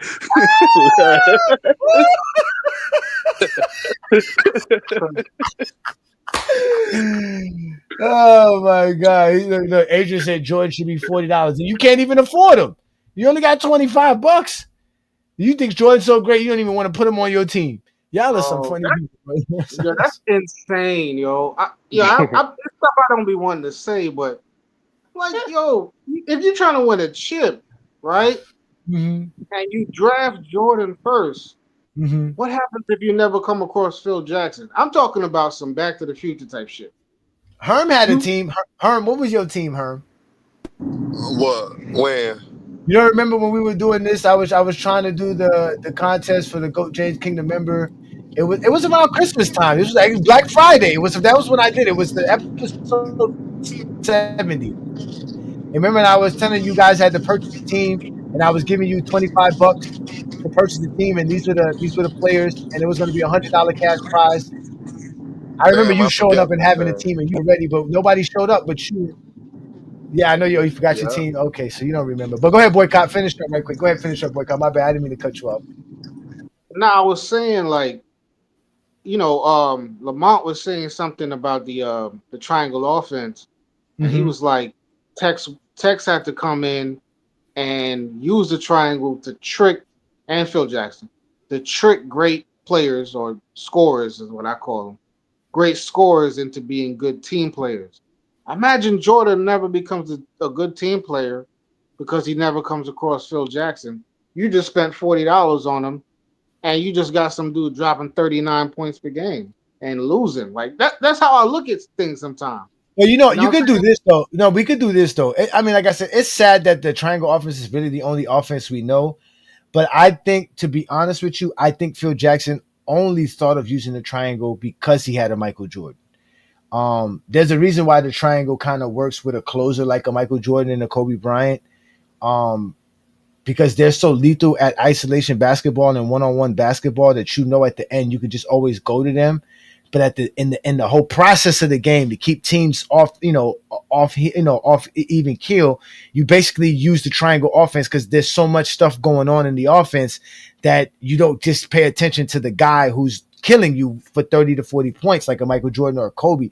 So I think he thought that it was also one of the best ways to make Jordan be Jordan, but still be effective enough to win. I don't think any other offense would have worked for Jordan to win a championship. And that's why I think it worked well for them. So I don't think it was necessarily the offense I don't think Phil would have ran the triangle offense if Michael Jordan was on the team. I think if there was no Michael Jordan, he would have ran another offense. Because I've been watching the NBA for about over 35 years when I really think about it.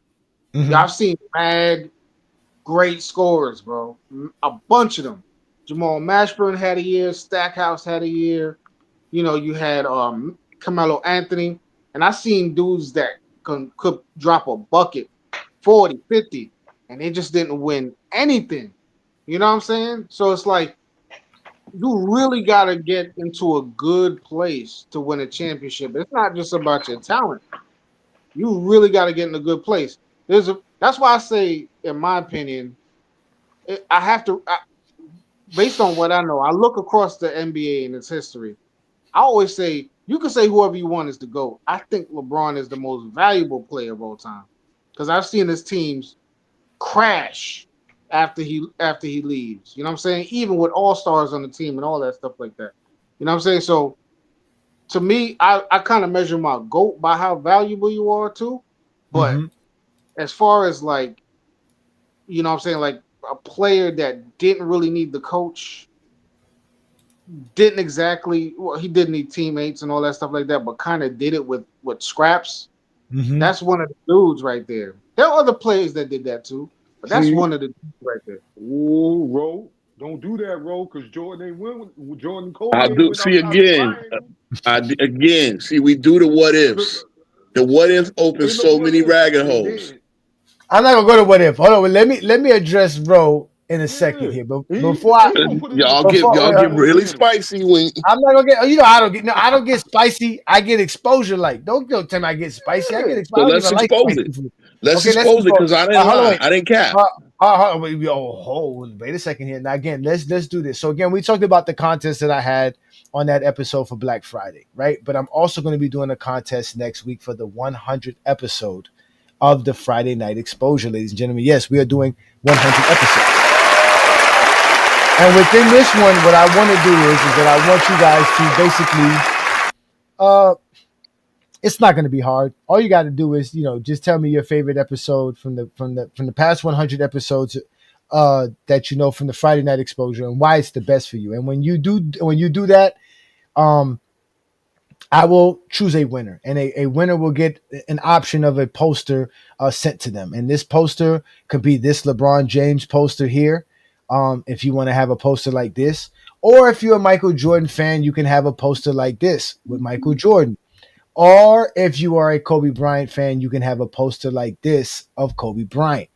Either way, you can have this poster as a winner of next week's Friday Night Exposure, which will be the 100th episode, and it'll be on 4th of July as well. So with that being said, I will have another contest. This one's going to be very easy. All you got to do is obviously be a GOAT James Kingdom member, right? That's the key part. You got to become a GOAT James Kingdom member. If you're not a GOAT James Kingdom member, you cannot participate in these contests. Becoming a GOAT James Kingdom member means all you got to do is go to our channel. You hit the join tab. You find out which tier you want to be a part of, and you can actually become a member of the channel. In fact, if you're a King's Guard of GOAT James Kingdom, you automatically have access to one of these posters. You just got to let us know who you are, that you are a part of the King's Guard membership, and we'll get you the poster that you like, whichever one of these posters that you want. But either way, for it to be eligible for next week's contest, to win one of these lovely posters, which I know you guys love these posters. If you're a LeBron fan, there's no way you don't love a poster like this sitting on your wall somewhere. You frame it up, get your wife upset, put it in your game room, put it in wherever it is, your man room, whatever you got, right? Then you obviously, for those who love Michael Jordan, we all know y'all love MJ. Put this one up somewhere in your house. You'll love to have that. And this one is dope to me. If I was a Kobe Bryant fan, I don't know what to tell y'all. I would cherish a poster like this. And again, it is an actual poster. It'll be a 2x4 a poster, so it'll be a good enough poster for you to frame and put up for you. And again, that is for the Friday night exposure next Friday night, right here on the GOAT James Kingdom channel or on FYF Sports Debate. But again, you must be a GJK member to be a participant of that. So again, shout out to all the GJK members. LeBron James, LeBron James, LeBron James, LeBron James, LeBron James. And all you got to do during this contest is just tell me your favorite episode and explain why. And really, in reality, tell me your favorite exposure. The person that you felt got exposed the most, or the most embarrassing, or the most funniest, or the most entertaining exposure. You do that and you bring it up. We'll have a great show next Friday. So that is next week's contest. I'm trying to do my best to give you guys something special, especially for all our GOAT James Kingdom member. So shout out to you, Juan Boy, Herm, for always supporting. Boycott, I know you're not an active member, but you used to be a member. Shout out to you. Shout out to all of our GOAT James Kingdom members, whether you are active or non-active. But again, you have to be an active member to participate in next week's program. But back to you, Ro. Back to you. Back to you. Let me find your comment over here. You said you slick. You They ain't doing you slick. He did, and then he did it well, like we wasn't on the panel. I see it. I'm like, wait. Bro. No, I respect it. I didn't cut nobody off. I threw it in the comments. I know knew y'all see it, and I'm gonna say it. Okay. Because we do the what if, so we got to play the what if game the other way. No, but check it. But no, in reality, though, Ro, you're gonna learn today. Okay, so you said LeBron James can't win outside the 1-4 system, which I guess is you mean LeBron James playing a 1-4 motion out where the four spread guys out, yeah, with the smaller big, with the smaller big. Completely false. If you go back and look at the early Cleveland Cavaliers, and let's not even talk about the Paul Silas ones when they got rid of him. I'm just talking about with Mike Brown. They ran a lot of actions that were predicated off of the same actions that they were doing in San Antonio, a lot of floppy actions and things of that nature. So it wasn't LeBron James either. For one, he wasn't even the main ball facilitator. Then he was just the best ball facilitator, but he ran a lot of floppy actions, running around screens, a lot of Iverson cuts. He had a lot of those stuff going on in that they ran a lot of offenses within the 3-point line. That's what the era was about. He went to Miami. It didn't change. The first year in Miami, they didn't run nothing intricate for them to play. Even when they even went out to the spread offense that Spo had changed to 2012, where he put Bosch at the 5 and things of that nature, it still didn't have the spread out 4 motion offense that you're talking about, because in that era, it just didn't have it. You barely had people playing around the 3-point line. A lot of guys were still playing within the 3-point line. Then he leaves Miami with the spread offense. So now we're talking about him playing in 3 separate offenses within his first 10 years. He leaves Miami. He goes to Cleveland. He plays with David Blatt's offense. David Blatt's offense is not a 4 motion out offense. We all know that. They lost. We're not talking about winning or losing. We're not talking about that. He took a team to the finals. That's successful. No matter what you say. First time on the team, new roster, new players, new coach, new everything, new scenery in the finals. Success. I feel that. But then we got to say that Jordan took a team to the conference finals and only ran into the bad boy Pistons. No, and that's true. But we're saying he did that with the triangle offense, and in the year prior to that, they ran what's it called offense? You want to talk about an offense that had no motion, no nothing? That was Doug Collins' offense. That's why he got fired. I got you. I understand that. But then we're measuring different levels of success. Now, if we talking about No, you winning brought up something, Jordan. I was trying to break down LeBron. You brought up Jordan. I don't know why you brought up no, Jordan. I was y'all were trying to break talking. down Y'all were LeBron. talking. He was talking how Jordan never won outside the triangle system. So what if he never runs into Phil Jackson? Then he never wins But you rings. didn't let me get to LeBron James winning championships with Was two other that great. coaches. You didn't let me get. You didn't let me get to LeBron James winning championship with two other coaches. No, I get it, but the system basically broke down to the same.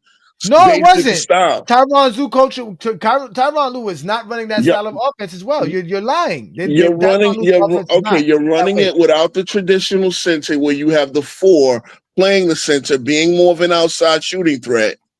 Basically, that's what LeBron has wanted. It has nothing to do with an offense, bro. That's today's basketball. What you just named, Ajani, named was all systems where he got to the finals, he got to, and then they eventually, again, if you want to tell me the offense was exactly the same, okay, I can give you that. That's the conversation we're having. That's the conversation we're having. They didn't have the same offense. That's what we're talking about. They didn't have the same offense.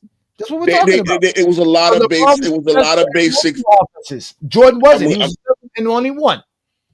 But see, okay, then what are we doing? Because that's like to say eventually Jordan couldn't have won. We don't know that because he didn't play in another system. Jordan said himself he wouldn't do it. He wouldn't even dare try. I don't know. You think he couldn't have won for Pat Riley or Brian Hill? He said no, he wouldn't have. He said himself he couldn't have. I mean, look, I guess if he never had to do it, he never had to do it. But at the end of the day, then guess what? If you it's like wait, hold on, roll. Go ahead. Did you just do a whatism? A whatism? A whataboutism? Yeah, I kind of did. I kind of did. Look, I'll copy a whataboutism. I did it. But wait a minute, y'all do it. I got a new sound bit for you, brother. Gotcha, bitch. That's funny. You pulled the whataboutism on me on your defense. Turnabout is fair play, right? You weren't even trying to talk about Jordan in this scenario. No, he was talking about Jordan. He was saying how if Jordan never ran in the field. Yeah, he never. He said if Jordan never ran in the field, and again, that's cool. But I'm to believe that Jordan was an undeniable. Same way about LeBron. LeBron could have eventually won in Cleveland. You know, they would have eventually got the formula in Cleveland if he never left Miami. I don't fault him for leaving Miami, but of course, his talent was that undeniable that one day he was going to win a championship. I say the same thing with Jordan, even if they don't hire Phil. Exactly. Because again, the talent was undeniable. So got 4. LeBron got 4, Jordan got 6. I said they're multiple champions. My point is, if you got a formula that work, right? It's like cooking chicken. Some people just feel what goes in the chicken, right? They feel they don't measure shit, and then some people measure the shit, right? The Colonel wrote his recipe down, right? That's what he better roll. First of all, let me address Mike. Mike, the link is available for your lisping ass. Bring your ass up on here. Come show me where I was capping at, man. I get tired of y'all. Be safe in the comments, man. FYF bad again, bro. We but I would love to know why y'all only know about the triangle offense. Y'all don't know about no other. Again, there's other offense. See, some people are just. That's like saying, obviously Shaq did win outside the triangle, right? He won with Pat Riley and Wade. So some people's talent is undeniable where they could have played in other offenses and won. That's really all I'm saying. But if you're gonna say he didn't win outside this system, well, then again, LeBron had the same basic system that, as you know, all right. Here's another thing, right? Magic didn't run outside of an offense that ran a lot. No, they did. They running a slow down offense. No, they changed the offense. First of all, they ran with McKinney's offense. Then they brought in West Paul, who didn't know how to run that offense. That wasn't his strategy. Ironically, he didn't take it to college. The same high-paid shit. And got fired because Magic didn't like the way he was running shit. Because he was running a slowdown shit, right? They had to bring in Pat Riley. Pat Riley had a different. My point is, it makes sense to run a style that fits the star players. I didn't know the Knicks offense. Yes, I did. What offense did Pat Riley run with Patrick Ewing? I would love to know this because I don't know it. Lord Jesus. Well, we throw it into the black hole. Throw it into the black hole. We ran the grind out shit. He ran complete. I put it this way: with Ewing, he ran completely opposite of what he ran with Magic. Obviously, that's why I like Riley, because Riley can coach different styles. Some people, again, you gotta. No, none of us know. Nobody knows Gundy's offense. I don't know. Listen, I don't know what offense Pat Riley ran that was different than Stan Van Gundy's offense from 05 to 06 with the Heat. I don't know. I really don't know. Nobody, I don't, Lamont, that is the problem with basketball. They don't give us an opportunity to understand. Lamont, your coach talk doesn't I don't know what offense trump me. run. I don't know Just what because offense Rick Carlisle I'm not an X and O dude at all. I can sit there and look at it.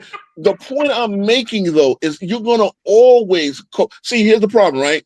When we lost Riley that year, '95, we brought in Don Nelson. Nelson wanted to run Nelly ball with Patrick Ewing. Everybody knew that shit wasn't going to work. And what did they do? They wound up, because I wanted to tell him this last night when he was telling me my Knicks coaching shirt. Nelly right? ball is like the 7-second offense, ain't it? Yeah. And you're trying to run that with Patrick Ewing, who ain't the most facilitative player in the world, right? And then we had Derek Harper running a point.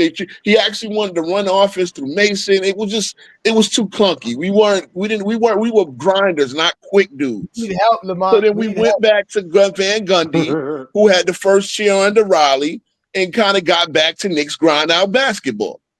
You know what I'm saying? The point the ultimate point I'm making, it makes sense to run what optimizes your. If you got a star like LeBron, Jordan, Magic, KD, whoever, it makes Curry.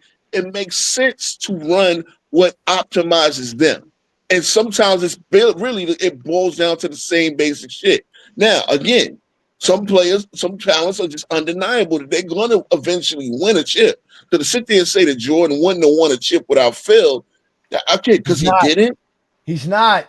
He's not winning without Phil. He's not winning with Pat Riley. He's winning with Brian Hill. He's winning with Larry Brown eventually. Come on now. No, he's not. Okay. All right. Again, you have to understand that's why I told y'all Phil Jackson chose the triangle offense. He understood that the triangle it probably worked for the best. No, and let's get it worked best for the group that they had. I get it. Bro, you gotta let me speak, bro. I'll be letting y'all speak. Bro, I be letting y'all speak, bro. I got a lot to say too. That's why I decided to do a show on a Friday night, so I can say what I want to say. Land my plane before everybody go crazy, but you got it. My bad. Land your plane, because your plane is in Everglades right now. No, but what I'm okay. Basically, what I'm saying is, and again, what the triangle, and I believe Phil believe this too. We also have to optimize the guys around Mike and get Mike to play off of them, play with them, and eventually that it led to dominance. So that's what I'm saying. Now, if you're trying to say that Mike couldn't have played no other way, he couldn't have played no other way. I'm telling you why. I'm gonna tell you why. Because guess who was the assistant coach of the Bulls in 1988? Phil Jackson. Who was the head coach? Doug Collins. What did Phil Jackson tell Doug Collins? Yo, we got to get the ball out of Mike's hand. You know what Doug Collins' response was? I would love to do that. You know who's going to stop me from doing that, Phil? Phil said who? He said Michael Jordan. You have to be a coach. You have to look at your guy in the face and say, yo, I don't need you doing this. Perfect example. 2008 Olympic team. Coach K watching film before they go to Beijing. He looks at Dwyane Wade and LeBron James. They look at him and tell him, man, listen, Kobe's taking too many shots, man. He's taking a lot of bad shots. We got to do something about that. What are you going to do, coach? Coach says this is the toughest conversation he's going to have in his life.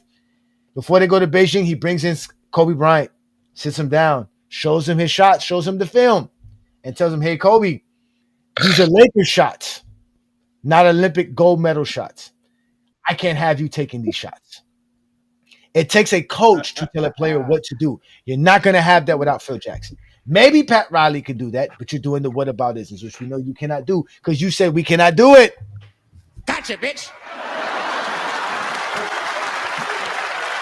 So with that being said, my boss just showed up, and he's going to talk about offensive strategy. There you come. Here come the cap. I can do defense. I can talk. Lamont knows I can talk defense and team strategy. Yeah. That's my shit. But offense, you got me, Lamont. Go ahead. Tell us about offense. Come the cap. He said come the cap. No, I'm just thinking like the last thing I heard y'all talking about was if Jordan could win without Phil. Because if you remove the Phil Jackson Tex Winners, because if you remove Phil, that removes Tex Winners. That removes the defensive mastermind, which is Phil, and that removes the offensive mastermind, which is Tex Winners. Hold on, wait. But let's be honest. Tex Winners is in Chicago because of Jerry Krause, not because of anybody else. So Tex Winners is there no matter who's the coach, whether it's Collins. He is, but I don't know if they. But only Phil is going to say we're going to run the triangle. That I agree with you. But because remember Doug Collins, even though Tex was sitting there, he would never go run the triangle. No, he wasn't. Right? He wasn't. No, and, he wasn't. And so he was. So my thing is that's why I'm saying I don't know who you have as your stat. First of all, you lose probably one of the best defensive coaches in NBA history. That means, and then offensively without the triangle, how do you now optimize Scottie Pippen? Is he just that 7-point, 10-point per game type of player that we saw in that year with Doug Collins? Or is he the 20-point per game Scottie Pippen that we saw be elite? See, so without Phil, we don't see. How do we know we get the same Horace Grant? Because Phil unlocked a lot of that with the triangle, and so and offensively and defensively, he allowed those guys to shine. So I don't know if we see that. So I think without Phil, you're looking at a very probably star-studded, like stat full, accolade full career, but I don't know because you also got to think if Phil's not in Chicago. You think he's just going to sit by the wayside and not go coach? What if he goes to coach Seattle? Or what if he says, fuck it, I'm going to go coach somewhere else in the NBA, and he takes his talents to another team? So now instead of coach playing with Phil, you got to now go up against a Phil Jackson-led team. So now you got to look at that dynamic as well, And so that also changes the whole dynamic of what things look like in the NBA as well. Because Phil ain't just going to sit by the wayside and just, I can't coach the Bulls, so I'm just going to go off into the sunset and never coach again. I think that's where the Bulls get in trouble. But Phil definitely saved Jordan's career. Or his legacy. He saved his legacy, not his career. All right, next is to Lamont. Do you agree with me, though, that Phil was the only – not saying – let's just say Phil was smart enough to realize that the triangle offense worked with Jordan. If he didn't have Jordan, he probably wouldn't have ran the triangle? I agree. It don't work with – remember what at least this is my opinion, and a lot of people don't agree with it. I feel like in a shot, the triangle in its essence is meant for high school basketball without a shot clock. That's what it's truly. It's really not truly designed for a shot clock game. But they rewired it because they tailor made it for the era. Tailor made it because just as Tex Winners said, we have to trick Jordan into playing team basketball. Tex Winners knew that the ball reversals increase your chance to score. How do we get Jordan to move this ball around so the other players can get confidence, feel like they imparted the offense? And they convinced them to run and really it's not a very I know there's a lot of variations of the triangle, but it's really not a very complex offense. It's a high school level offense. Like if I'm being honest, and it's basic rudimentary fundamental aspect. It's a non-shot clock game because it's a college offense. It's a college offense. Back then, when Phil wanted to run it, that was one of the reasons why people told him like, "You trying to run this high school or this old school? It's not going to work." Players didn't really like it that much in the Bulls system, as far as like guys who wanted to have shots because they realized I got to do more than just shoot, right? If I'm Craig Hodges now, I'm going to get my shot, but I still got to move the ball a little bit. So it was a confusing offense. It's not a simple offense. So a lot of players can't really grasp it. Really, it takes the whole team to get along with it. Once everybody gets into it. That's because it's built around always getting the ball back to Jordan or Pippen. And that's what made it confusing because nobody truly had the freedom to just, like, for example, just go one-on-one at the end of the shot clock. Like you rarely ever saw like a B.J. Armstrong or a Tony Kukoc, or even the guys that had it in their bag, like some of the guys off the bench like Randy Brown who had a little shake in their bag. You never really saw these guys really kind of do their own thing even late in the shot clock because the purpose of the triangle was just we got to get this ball back to Mike or Pippen. I mean, that's why they was always the two top scorers. But it worked with the big man setting too, though. You could run a lot of different stuff out of the triangle. They surrounded the triangle, evolving around Shaq as the main focus, though. because you could do a lot of high lows in this situation as well. Well, that's because you just move him from the high post to the low post. It's the same thing. You just move. That's the hybrid that Phil did was taking it from the low post, which is the original traditional triangle, which is basically going down to low post to bringing it up higher or bringing around that bull logo or like they would say or whatever to help them understand that. And obviously the triangle is still the same thing. It's still the triangle. It's still having the guy in the wing and the guy up top of the high of the key, causing that, and then that back action, like Lamont says, that weak action, which forces the big man. You're always going to have a triangle on the floor, and it's always players moving this and the ball movement. And like he said, it helps keep the defense even keel because now they have to guard everything. It's not just they just key in on Jordan. Right. So even when Jordan's running around these screens, he may not be getting the ball. The ball still might be going to somebody else, and you still have to, account for that. So it changes with that. That's why they needed it. So again, I agree with you, Lamont. I thought it was a great system, but again, I just don't understand why this is the only basketball system that we know. I know we learned about the Princeton offense recently. At least I learned about the Princeton offense recently. I know about the Spo spread offense because I'm from Miami, but I don't know what the hell the Heat were running in 2006. I really don't know what offense Pat Riley has. I really. Yeah. I mean, but see, it's a different age in basketball because now they have a huge playbook, so they're running multiple systems at one time. They're running 5 out, they're running 4 out, 1 in, they're running horn sets. I mean, they got a ton of ATOs. They're going 1-4 flats. They're probably doing a lot of Spanish pick and rolls. Like today's, because you have more talent on the floor, you don't have to just stick to one rudimentary thing and just spam it all the time.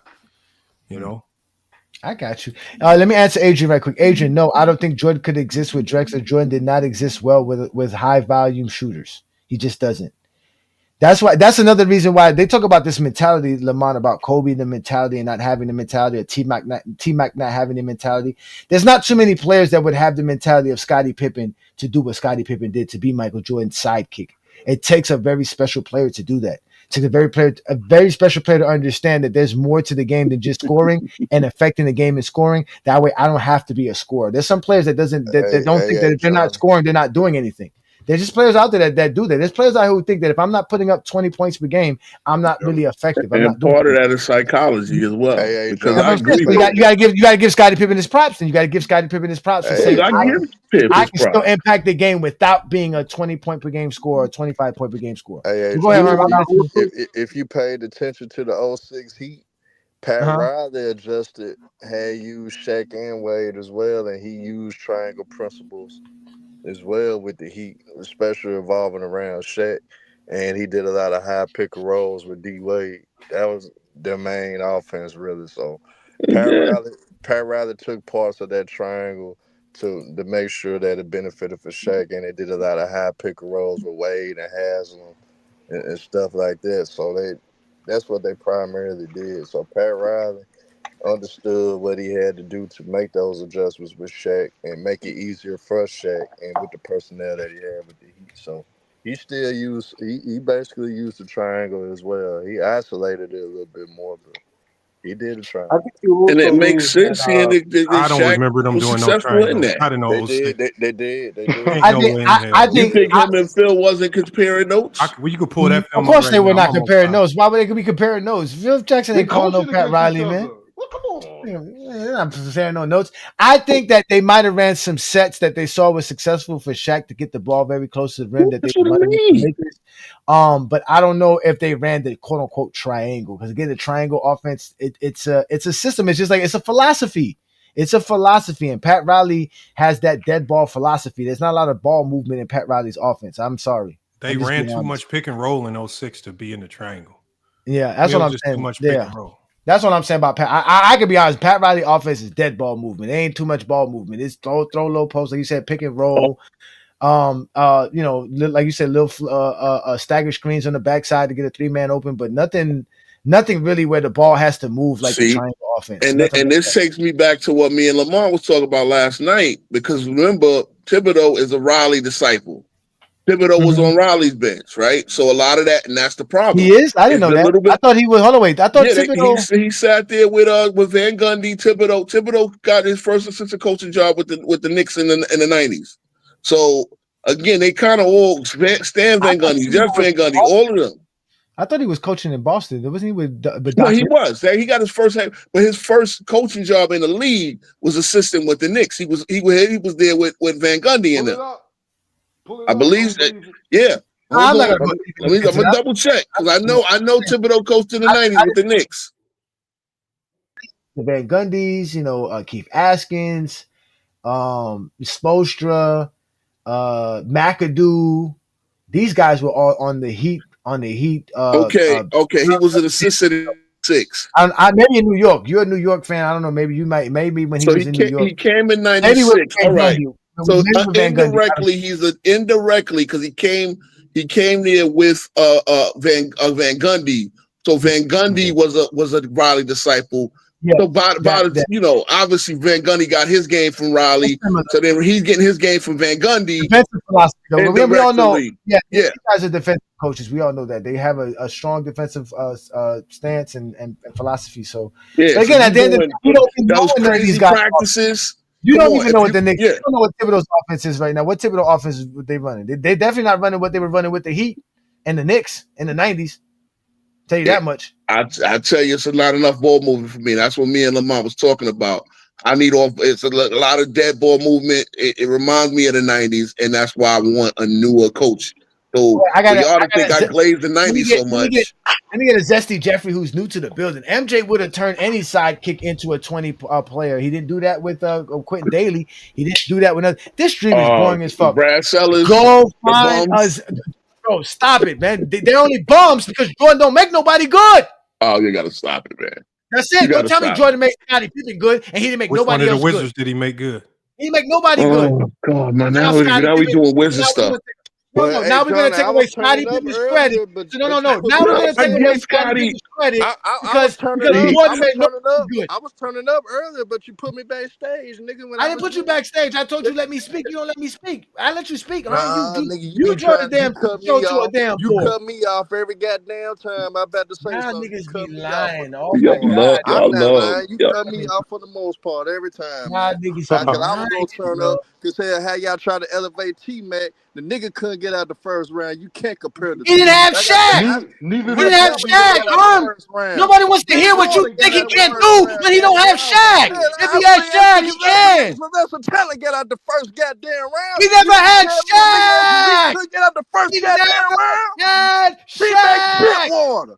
T-Mac shit water. Look, you just want to get mad at T-Mac. Better than that nigga. Go ahead. See that? I can go there. Go ahead. Get mad at T-Mac. End of the day, you can't make no fucking excuses with a superstar not getting at the first goddamn round, nigga. Niggas like Rip Hamilton didn't have the elite talent. He got out the first goddamn round. Now we got to say T-Mac guard. With no elite talent, got out the first goddamn round. Ben Gordon even got out the first damn round. The small Isaiah Thomas in Boston got out the first goddamn round being the goddamn man. Then you had niggas like goddamn Jerry Michael Finley got out the first goddamn round being the fucking man. So end of the goddamn day, y'all can make these excuses about T-Mac. T-Mac ain't shit. He had ample opportunities to get out the goddamn first round. He ain't get it done. Nigga choked in those fourth quarters against Dallas. Nigga choked in those fourth quarters against Detroit Pistons.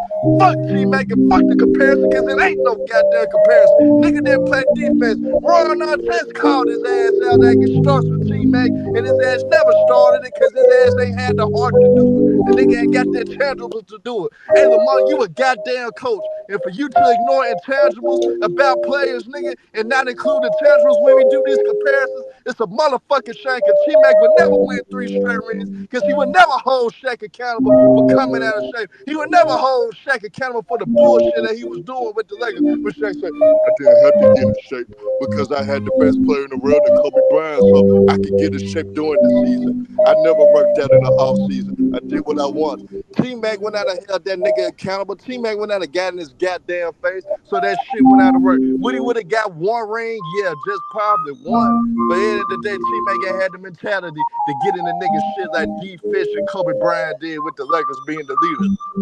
Playing with that same intensity, holding their goddamn teammates accountable. That shit matters a month. For you to be a coach, you know talent don't always win, nigga. You can have mediocre talent and win, nigga. We've seen the numerous times. history of basketball, nigga. So don't act like it can't happen, nigga. Don't act like that shit can't happen. And for you to ignore that, Lamar, I'm disappointed in the coaching you because you teaching your players the wrong goddamn thing. Oh man, I'm worried about the skill more than just togetherness, more than just the intelligence for us hustling, diving for balls. All that shit can win you games. And y'all niggas ignore and turn that fucking bullshit music off. I don't want to hear that shit when I'm talking. I want to do y'all bums like that when it comes to talking. But at the end of the day, T-Mac, nigga, you did that shit to yourself. We seen other players with no talent at least got out the first round. Why the fuck you couldn't do it, nigga? Because you ain't got it in you to be the man, nigga. Your cousin did it. He ain't even worked that hard, but your cousin got out the first round. Vince Carter did it. Hell, Joe Johnson. I got Joe Johnson over you. He got out the first round. I choose Joe Johnson over you, goddammit. Paul Pierce better than you. Before he got KG, at least he made it out the first round. Glenn Big Dog Robinson made it out the first round. Glenn Rice made it out the first round being the man. Tim Hardaway made it out the first round. Man, hey, Sharif Abdul-Rauf, a.k.a. Chris Jackson, as an eighth seed, made it out the first round, beating the 64-win Supersonics. But you sitting right here bitching because you didn't have Shaq. Nigga, you had ample opportunity to do it and you couldn't do it. At least if you would have got out the first round, we could have made the argument better for you. Hey, Johnny and Lamont would look like geniuses if you actually got out the first round because we could have said, yeah, you ain't had the talent.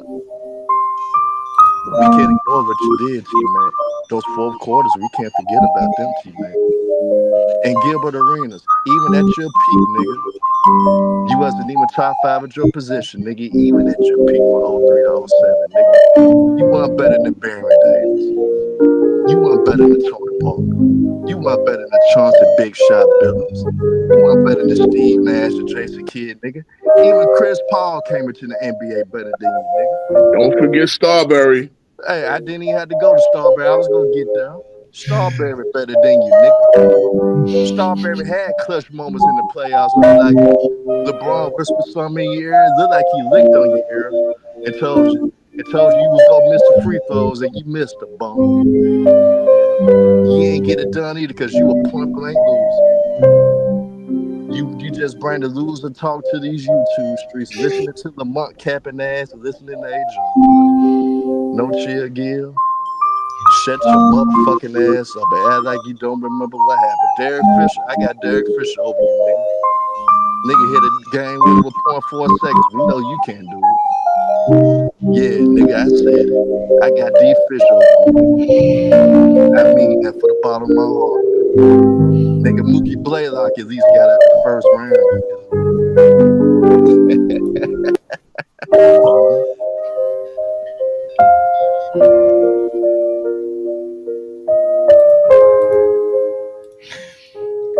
Ladies and gentlemen, those were the words of Hollywood Herm as he's been trying to vent all week in any platform that allows him to.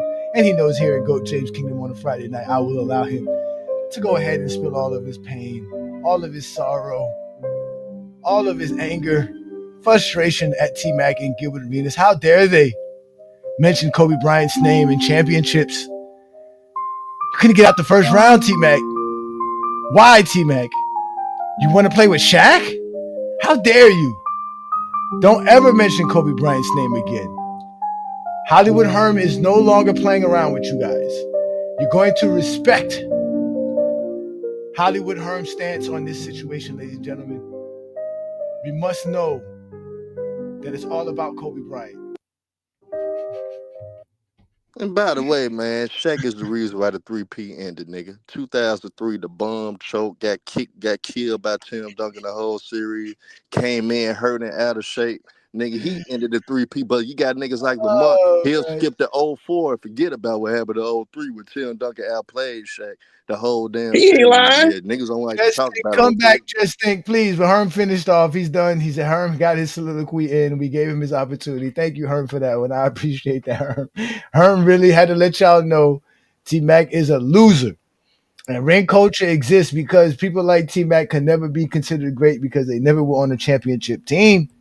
He should have won a championship in 2013. He could have won a championship in 2013, but if it wasn't for LeBron's great performance, he might have not been considered a loser. We wouldn't be talking about his first round losses, or if he had Shaq, as he's been crying here for so long. Ladies and gentlemen, this has been a stream. This is great. This is hilarious. What's up, Juan? Hey, John. Hey, yo, you know why he snapped on T-Mac, right? Because we Why? said that he's more talented than Penny Hardaway. No, you know why? I think He ain't Lamont more touched talented it. than Penny Hardaway. Penny No, Hardaway is Lamont a touched on smarter, it. Lamont better touched on it. playmaker than him. Lamont touched on it. Penny Lamont Hardaway touched on better. it. These guys should not praise LeBron. The fact that we've had T-Mac praise LeBron, we had Gilbert Arenas praise LeBron, Yep. they should not be praising LeBron. The fact that they're Got praising nothing to do with LeBron. LeBron. Yeah, no, it does, because by this is by I don't give a damn what they say about LeBron. you do. So No, We I got don't. footage. We got footage of you. So loving Herm, why from 2000 to 2004 the Lakers with Shaq and without Kobe were 31-10 and 23-25 with Kobe without Shaq? You like to bring that type of shit up. If that the case, then if that the case, then I'm gonna hit you with a counter. I'm gonna hit you with a counter because that easy to Or counter. just answer the question. That easy to counter right there. That easy to counter right there. My Grizzlies 1 year was 17-2 without Ja Morant. So I can say that my Grizzlies a better team without Ja Morant because we was 17-2 without Ja Morant. Yeah, That that's don't what it mean sounds shit, bro. That don't mean shit we because Were talking they we about was under 500 17-2 with him? without Ja Morant. Were they under 500 with him? That talking point, I don't want to. That's irrelevant, bro. Come up with something else. No, man. it's not. Come up with yes, it is. Cause my Grizzlies was 17-2 without Ja Morant before. I knew we were they wasn't a better under team without 500 Ja Morant. I Winter? knew we Were they wasn't a under better team 500 without Ja with him? Morant, nigga. What you talking about? I So knew we we know wasn't he. better. All That's a right, so they dumbass weren't point. under That's 500 with casual Ja talk, Morant, Warren right? boy. Man, No, come it's up with not. something else, man. No, Come it's up with not. something else. Herm, Cause just you've because you're been yelling saying don't that make for the it right. last 4 days, man. Come up with something new, man. I've been seeing you in the comments. Nah, he Oh got man, you, oh Herm. man, here goes the record, man, right here. But All how right, come so Shaq? but Hey, you nobody's giving me No, an wait, hold on, answer. Herm. No, Herm, you're not gonna do this because we let you speak. See what I'm saying, Herm? You get very disruptive. You get very disrespectful. Now, I answer your question. No, okay, so that's it. You answer. Why are you stopping? Again, let me ask you this. What, I'm Herm, gonna ask come him on, Herm. something. One boy can ask me a question, so I'm gonna ask him a question then. One boy, how come Shaquille O'Neal didn't win the championship till he paired with Kobe Bryant? Answer that question. I answered yours. Answer mine. Well, Let's see what you because he got to had say about that. because Phil Jackson went over to LA. I'm telling you. Because Phil There you go. Jackson went over to LA, and when he There you got there, he go. told Kobe, listen, I'm gonna tell you.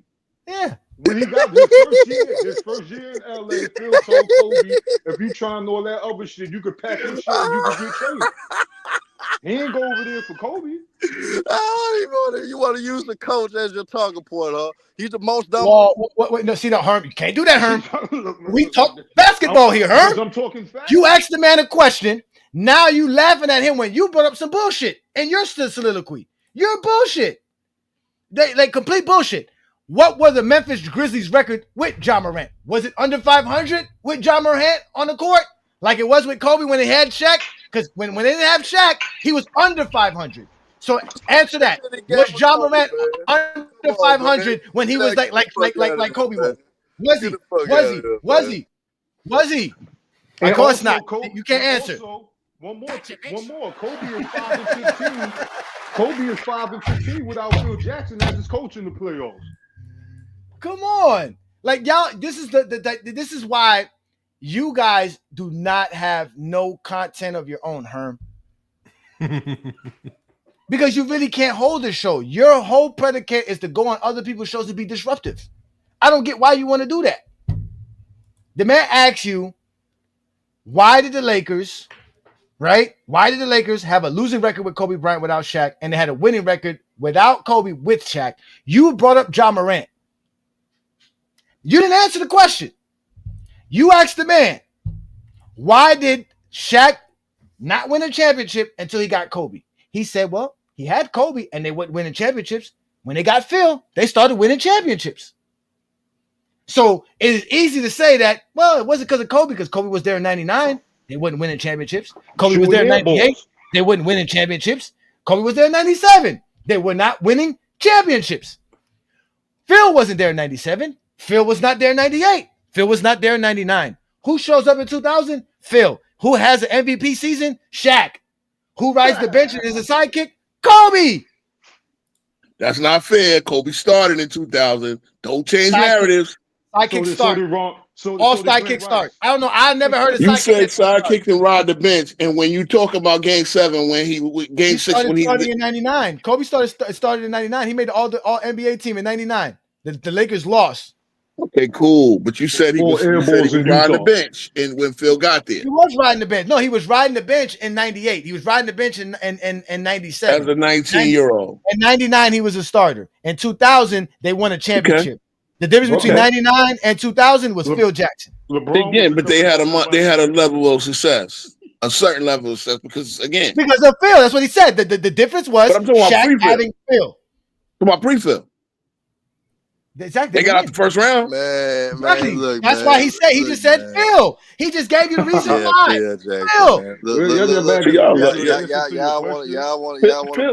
Phil ain't coached the Detroit Pistons to anything. He coached the best players in the goddamn world. So it's almost like yin and the yang. Like, is he the greatest coach or were they the greatest players? Greg Popovich a better coach. So how come Dale Harris and Doug Collins couldn't win championships with him? Mm-hmm. Kurt Rambis. Again, but they had a certain level of success. See, again, I get that Phil. Whoa, nice a certain level of success when you don't win. Well, see, this is the rabbit hole y'all do when him without him. At the end of the day, when they was all together, when they all were together, they cooked like a motherfucker. At the end of the day. Yes, of course, Phil Jack. Listen, of course, Shaq. I mean, of course, Phil was very fortunate to coach great players like Shaquille O'Neal, Kobe Bryant. So again, he never had to take a team from the ground up. But he wasn't the only one to coach these guys. He wasn't the only one to coach these guys. But for some reason, they were the only ones to win while he was their coach. But again, Shaq, who had to go get Pat Riley? Talking about guys that had a certain level of success, they didn't. I can agree that Phil could put a team over the top. Could Phil build a team from the ground? That's the question. Because Riley did that. Coaches don't build teams from the ground. Pat Riley left the Knicks because they wouldn't let him build a team from the ground. Okay, what was the Heat before Pat Riley? Hey, Mr. Ajani, what were the Heat before Pat Riley? They were making the playoffs. Were they? In 95? Yeah, they made the playoffs in 92. They were the 8th seed, right? They were actually contenders with Riley. That was successful. That was 3 years from expansion in the playoffs, Again, sir. Okay, so the Knicks went from an 8th seed to a contender with Riley. Pat Riley wasn't the guy building the Knicks. That's why he left. Okay, no. I'm telling you, as a coach, he took him from an 8th seed to a contender almost right away. He wasn't building the team. We're talking about building the team. No, I get it. But we talking about coaching. I know building the team is different. Phil Jackson took the Chicago Bulls, who were a 6th seed, to the number 1 seed or the 2 seed. They weren't a 6th seed. They got to the conference finals, Ajani. And as the 6th seed. Okay, so they got to the conference finals. So you can't. One got to supersede the other, Ajani. Let's be real. So for the fact that they were 6th seed and got to the conference finals mean they did what, Ajani? Overachieved.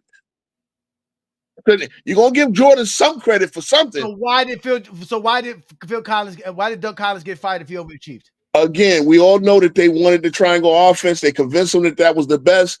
Phil put them over the top. But what I'm telling you is, it's not like he built. It's not like he took them from the ground enough.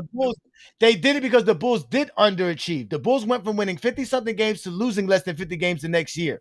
They went to the playoffs and had the same results versus the same team. They got beat bad by the Detroit Pistons. They didn't make an advancement. It took Michael Jordan's brilliance to beat the Knicks and to beat the Cavaliers, which in reality, it took Michael Jordan that miracle shot at the end to beat the Cavaliers. They almost lost that series. So the first season of the Phil, they got to the same level. I got to correct you. Doug Collins at least did get the Bulls to the Eastern Conference Finals of Phil. I know that, but they were still the 6th seed. He was talking about taking players. But one got a super seed, though. Because the Pacers got over to Game 7 as a 4th seed. What does that mean that they, which one? Which level are they? You could build off that though, and Phil exactly. Off of it. And that's what I'm saying. Like it's a difference between taking a green team that never got 2 rounds. But the difference was the same thing with the Lakers. What the Lakers were doing before Phil got there? Nothing. They at least got around or 2. They had some. They had some experience. a championship was coach, first round and they couldn't exits even though. fucking make the playoffs. They was first round exits though. The Lakers was Fuck. first round exits, but just to be transparent and to be honest about everything, bro. Like niggas pick and choose when to listen to these players. At the end of the day, Shaquille O'Neal, the most dominant force at that time, said that he already knew that he didn't always have to be at his best because he knew he had the best player in the world in Kobe. For niggas to ignore that point just to fulfill what they want to push, that just piss poor because we pick and choose. He's gonna say the same thing I, if he I has hear T-Mac people all the and time T-Mac. use player quotes. Shit, Mhm. y'all were just riding the wave of what Ron Artest said in the interview with Gill and them, and when they was arguing. Herm, See, you just ran. Herm, you fact just check, ran. fact Nobody check. said nothing about that. Nobody said nothing about none of that shit. At the end of the day, what Ron Artest and Gilbert Arenas them all said was at that time, Tracy McGrady and Kobe were identical, and they were. There were people who were saying Tracy McGrady was better. So in 2003, 2002, 2004, Tracy McGrady was identical to Kobe. And if Shaq had him, he would say the same thing. That's just the facts. Because there was nothing Kobe was doing that Tracy McGrady was not doing. That's a lie. Playing defense, he broke a record of Tracy Bulls McGrady played defense. having the most steals in the postseason. Tracy McGrady plays defense. He's not on a team that's going 20 playoff games to have the most steals in the postseason. Tracy McGrady averaged 1.5 steals per game. Kobe averaged 1.7. Kobe's not stealing the ball more than Tracy McGrady is in any capacity to say he's just playing better. He blocks more shots than Kobe does. He contests shots more than Kobe does. He's taller, he's longer, quicker, more athletic. He can play defense. Tracy McGrady can play defense. There's nobody in the Western Conference in the 2000s, 2001, 2002 that's going to put any fear in anybody to say, oh my God, Tracy McGrady's getting cooked. Nobody at all. See, that's why I be trying to stay away from these conversations, because when you talk about the teams that Kobe and them played between the time, we get names like Steve Smith, Antonio Daniels, and Doug Christie. Why are you laughing, though, Juan boy? Hold on. Are any of those guys elite threats on offense for y'all to say he would not be able to stop them the same way Kobe Bryant did? I mean, no. Okay. Could he stop Scottie if he needed to? Why not? Scottie. Oh, okay. So Scottie won that great then. He was taking it to Kobe. First of all, Scottie was cooking Kobe. He was cooking him. Okay. That's his facts. T-Mac is tall. Like he just said, he's taller, he's bigger, he's quicker, he's more athletic. And I'm still gonna say Kobe's the better defender, but it doesn't matter. It's not like T-Mac doesn't play defense or can't play defense. That's the point. He doesn't have to be an all-defensive player to be a guy who can play defense. There's plenty of players who play in today's NBA that are not all-defensive players. There's only 10 guys who make it. So for you to say only 10 guys play defense means you don't know basketball. I don't make that argument. The Lakers are winning championship because of Kobe's defense. Never heard that. Kobe's 30? Yeah. Kobe's fourth quarter scoring? Yeah. That's basketball. All that other shit is lies from Zesty Jeffries. They're easy to get exposed Friday night. Easily. Exposed by the exposer. That's all I do is expose people on a Friday night. And I'm gonna throw another fact check in there. If Del Harris had the Lakers in the Western Conference Finals in '98, I know y'all say Kobe didn't start, but Kobe did contribute a lot to that team. Remember, he's only 19 years old. He's not good enough. The Lakers are not good enough. The offense that they're running is not good enough. Shaq is not good enough. The 98 Shaq is not the 99 Shaq. Y'all got to remember when Phil Jackson gets hired as the coach, he gives all coaches got a game plan for all their players. You're right. I'm not done, bro. I'm not fucking done. I'm agreeing. Okay, so don't say nothing then. Let me talk. Let me drop knowledge because there's people here who here to listen to me say this shit. Cool. So again, when Phil Jackson is challenging Shaq, y'all talking about Kobe out here putting Shaq to the fire and accountability. There was no fucking accountability. Shaq was not paying Kobe any mind, so he punched Kobe in the shit. Nobody listening to your punk ass. You're 20. Don't fucking come tell me shit. But if Phil says, hey, get in the gym. Phil says you need to be doing it. Shaq did that. That's why Shaq had the 2000 season that he had. And he already knew from there, I can turn it on whenever I wanted to because there's no stopping me because Phil gave him that. Phil showed him how to be that and how to get to that point. So that's why he told Kobe, you can do all this, but Kobe didn't want to give that up. Kobe still wanted to be the man because, like Lamont showed y'all on his live, y'all spent years discrediting a man who's a champion, who did exactly what he said to do, play his role to be a champion. But he wasn't good enough. He still wasn't good enough. He could never be Mike because you bitch ass niggas like to sit here and tell us Mike won championships by himself. That's a lie. Oh boy. Let me bring somebody new up in here, man. Let me bring somebody new up in here because I can't have y'all up here saying the same lies and me keep exposing the same fucking bullshit. It's okay to say Kobe was great, and it's okay to say T-Mac was just as great at that time. But we all know what separates Kobe from T-Mac is Kobe's longevity. Eventually, Kobe showed y'all he is the greatest of the greatest. T-Mac didn't. And the funny thing is that if T-Mac has those 3 fucking championships with LA instead of Kobe, what y'all gonna call him, a loser then? And he can have the same fucking horrible career that he had after 2005. But he has 3 championships. You still gonna call him a loser then? With the same resume. Still gonna call him a loser then? That's what he's talking about, ring culture. That's just bullshit. Everybody Nothing who good wins a comes chip after has the the war. same. Yeah. Your career does not change because you have a fucking ring on it. Your resume is what it is. The rings is a part of it, but it doesn't change shit. Just because you have a fucking ring don't make you better than anybody else. You were just on a championship team. That's it. What does your resume say? What do your stats say? What do your accolades say? That tells us more than anything. I can show you a bunch of players with championships that never accomplished shit, but I can show you a bunch of players that accomplish a lot but don't have a championship. And that's just the facts. So let me let my man Brent in here. Thank you for joining me. This is the Friday Night Exposure with What's up? I'm here to have some fun. What do you have for me? Hey, I just wanted to come in here. I was listening to you earlier. Just about the Scottie Pippen and Dwyane Wade situation. I wanted to comment on those 2 players, Scottie and D Wade Flash, and the T Mac and Kobe.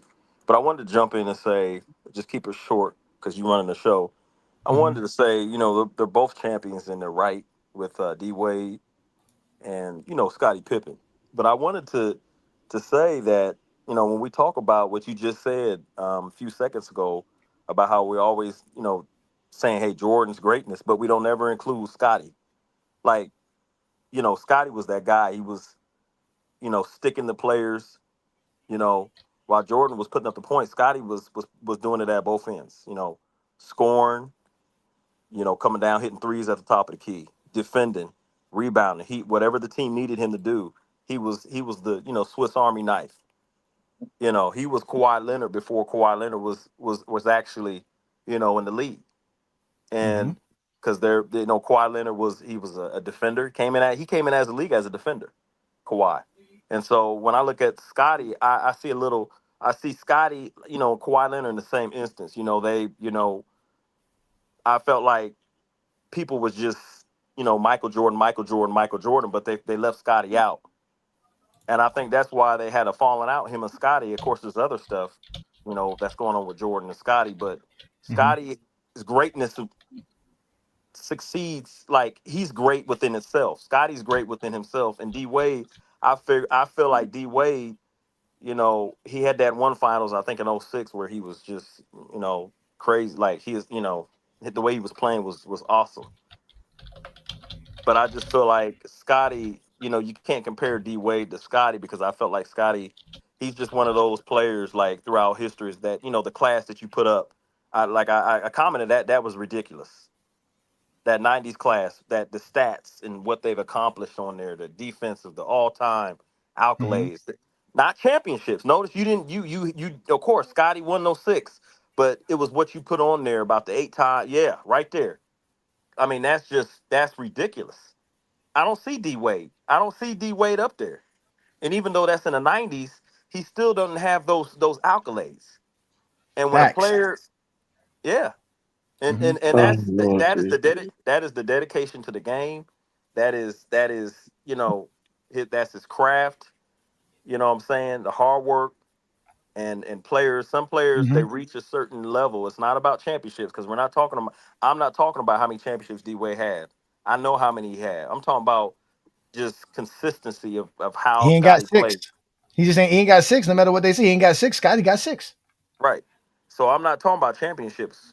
But that's how I felt about that situation. And on the Kobe and Tracy, you know, we Kobe commented and said that T-Mac was the toughest player he had ever had to guard. He said he said T-Mac was because he was 6'9". He could shoot over T-Mac. And he said when T-Mac, he said but he was 6'10", making him a challenge You mean T-Mac for could him shoot to over defend. him? He said making him 6'10", making him a challenge to defend. This is what Kobe said. Facts. Yeah. Brian acknowledged the scoring ability from anywhere. He could score anywhere on the court. His post play, perimeter game play, facilitating skills, and defensive capabilities. This is Kobe Bryant saying this. This is what Kobe Bryant said about T-Mac. He said his defensive capabilities, his size and athleticism. Bryant emphasized McGrady's 6'10" and athleticism as key factors, made him hard and a difficult opponent. Kobe said it sitting right next to T-Mac. Why do you keep talking about this, man? He said all of this sitting right next to T-Mac. He was me, just taller. Listen, Brent, I appreciate you for saying all of that, man. Like I said, it's not a discredit to Kobe because Kobe still produced what he did. That's what you don't understand. If Kobe had 15 points, he's still this 3-time champion, but we're not talking about him the same way. It's the fact that he produced the way he produced. There was only a few players at that time that could do what he did, but the fact of the matter is the player who said this is one of those players, and that's what they get mad at.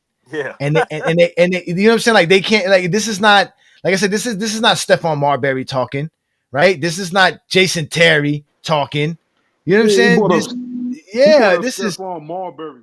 Yeah, come on, man. This is real. This is a dude. Like I said, not a team player. Like you said, his size alone made him such a special freak. He was and mind you, this is a player that Jerry Krause was ready to get rid of Scottie Pippen for. He was ready to trade Scottie Pippen so he can draft Tracy McGrady and Ron Mercer and add him to Michael Jordan. So but Jordan put the nip in the button that he was like, no, I'm not gonna let that happen. And the trade didn't go. And I wanted to say something also before I log out. We got to remember that Kobe's career, he played, and I'm going to throw it out there. I mean, I'm going to get some hate, but Shaq was one of, I probably top 3 dominant players in the NBA history. Dominant. Like he was. They had Hack-a-Shaq. That's it. That's what I'm saying. There's nothing you can tell me that Tracy McGrady is lacking that will force the Lakers to lose 2 championships. They're winning those 3. And I'm a Lakers Tracy fan, McGrady, by the way. Yeah, all Tracy McGrady got to do is score. That's all he needs to do is be Shaq's sidekick. There's no way you can tell me he can't play Shaq's sidekick. Y'all don't know him playing a sidekick. Y'all don't know him being a sidekick. So he did say that on the show. He said, if you put me in Kobe Bryant's situation, what make you think I couldn't do what he did? He said he played with Shaq. Shaq was dominant. Who they fouled? They Hack-a-Shaq. They changed rules. They used to stop him half court and foul this man because they knew he couldn't shoot shots. Wait a minute. How did Shaquille O'Neal, who was on the down end of his prime, win a championship with a third-year player, Dwyane Wade, but couldn't win one with T-Mac or 2-3 with T-Mac in his prime? That's what I'm saying. Kobe didn't get his 4th before Shaq got his 4th. Shaq ended up leaving the Lakers and within 2 years winning a championship. Kobe was not in the playoffs the next season. Get knocked out of the first round until he got an All-NBA first-team player on All-NBA player on his team. Facts. Kobe never got out of the first round without Paul Gasol, who's rookie of the year, who's making all-star teams, who's underrated in Memphis because nobody's paying attention to him, but he's averaging 20 and 10. Until they got Bynum. Remember they got Bynum and had 2 7-footers. Yeah, exactly. And Bynum was somebody they got because Kobe was horrible. The Lakers got a good lottery pick because Kobe sucked. That is facts. I'm a Laker fan. Bynum was dominant, and Bynum was playing against Shaq in that game, that season game. He went against Shaq. Y'all, go ahead. No, I remember that. I remember that. Bynum was supposed to be the next thing, and his injuries messed with him. Bynum was all NBA. Listen, Bynum was all NBA in 2011 or 22. I'm sorry, 2012. Straight out of high school in New Jersey. So they got to stop this with the Lakers. Imagine that Bynum made the All NBA. So imagine the Lakers get Paul Gasol in 08, He makes the All-NBA team 09, 010, and 11. And then in 2012, Bynum makes the All-NBA team. So Kobe had an All-NBA teammate for 4 straight years. When did T-Mac ever have that?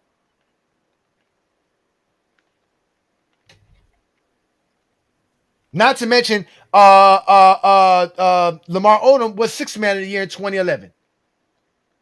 Bynum won 2 championships with the Los Angeles Lakers too. So y'all got to stop this again. And we're not going to the 2009, 2008, and all that because we all know that time Tracy McGrady is not. We're talking about the Tracy McGrady that was balling in the early 2000s, not the late 2000s Tracy McGrady. Right? We're Yeah, he talking was about old by then. Yeah. Oh, it's not football season. Stop moving the goalposts. Look, and let me tell y'all something before we get it, because I got to get up out of here because I'm hungry. I'm gonna give me something to eat. I'm gonna show y'all now. Y'all know I got a term called Zesty Jeffries, right? And Zesty Jeffries, obviously, I've explained it countless times. But there's another term out here that we need to talk about, and it's called being a GJK City Girl groupie. A GJK City Girl groupie is Swish life. Listen to his words. Let's pay attention. Sad niggas. But mind you, he could have hit the link. Instead of coming on the link, what does he want to do? He wants to take a flight and see another man. Hey, Johnny, I'm going to be in Florida next week. Bring your old ass game to the court, indoor, outdoor. Get your ass cooked. These guys literally want to meet other men online. Whoa. No, I'm telling you, pause. Pause. Yo. Pause. Whoa. Go. Pause. Whoa. Pause. Yo, come on. Pause. Pause. Everything was going smooth. Hold up. What Listen. is this? Yo. So instead of hitting the link and having a conversation like a grown man is supposed to have a conversation, he wants to take a flight and see another man. Instead of, and mind you, you're coming to Miami, the city of BBLs, the city of Latinas. But instead, he has plans and setting arrangements up to hang out with Ajani on a game of basketball. Ladies and gentlemen, that is what you call a GJK City Girl groupie. These are men who take flights to see other men. So now you have 2 basketball terms that you can use now. There's the GJK City Girl groupies, and there's the Zesty Jeffries. Oh man! And again, I do what I do best. He said, "You had what? You had one dude cooking me. When you had Ro, Yo, Philip Fry called you out, bro. So then next time you want to pull up, you know when I'm on. He said he want to talk to you. So he wants to talk to me. When is he going to show up? Is it Thursday? Is it this Thursday? Tuesday, Thursday. Yeah, either way. I'll be there Tuesday, sir. You can call in like Lamar did last night. I will. I will be there Tuesday. I will definitely do that. I will be there Tuesday. Right. Tell me. Because they think they heard. I just wanted you to know, man. You got 15 dudes tearing me up in the comments, and I'm with it. Like I said, I tell all of them, pull up. Listen, you have a better chance versus those 15 dudes than you do have me. So just be glad that you just have to deal with those 15 guys. I told you, bro. Last time was nice. I ain't take the gloves off. Next time you pull up, that's fine. We take the gloves off. I'm supposed to be scared, and you act like you just said something. It's not about being scared, though. Your shit is that bad, man. You got that much juice. Goddamn right. Don't nobody fuck with me.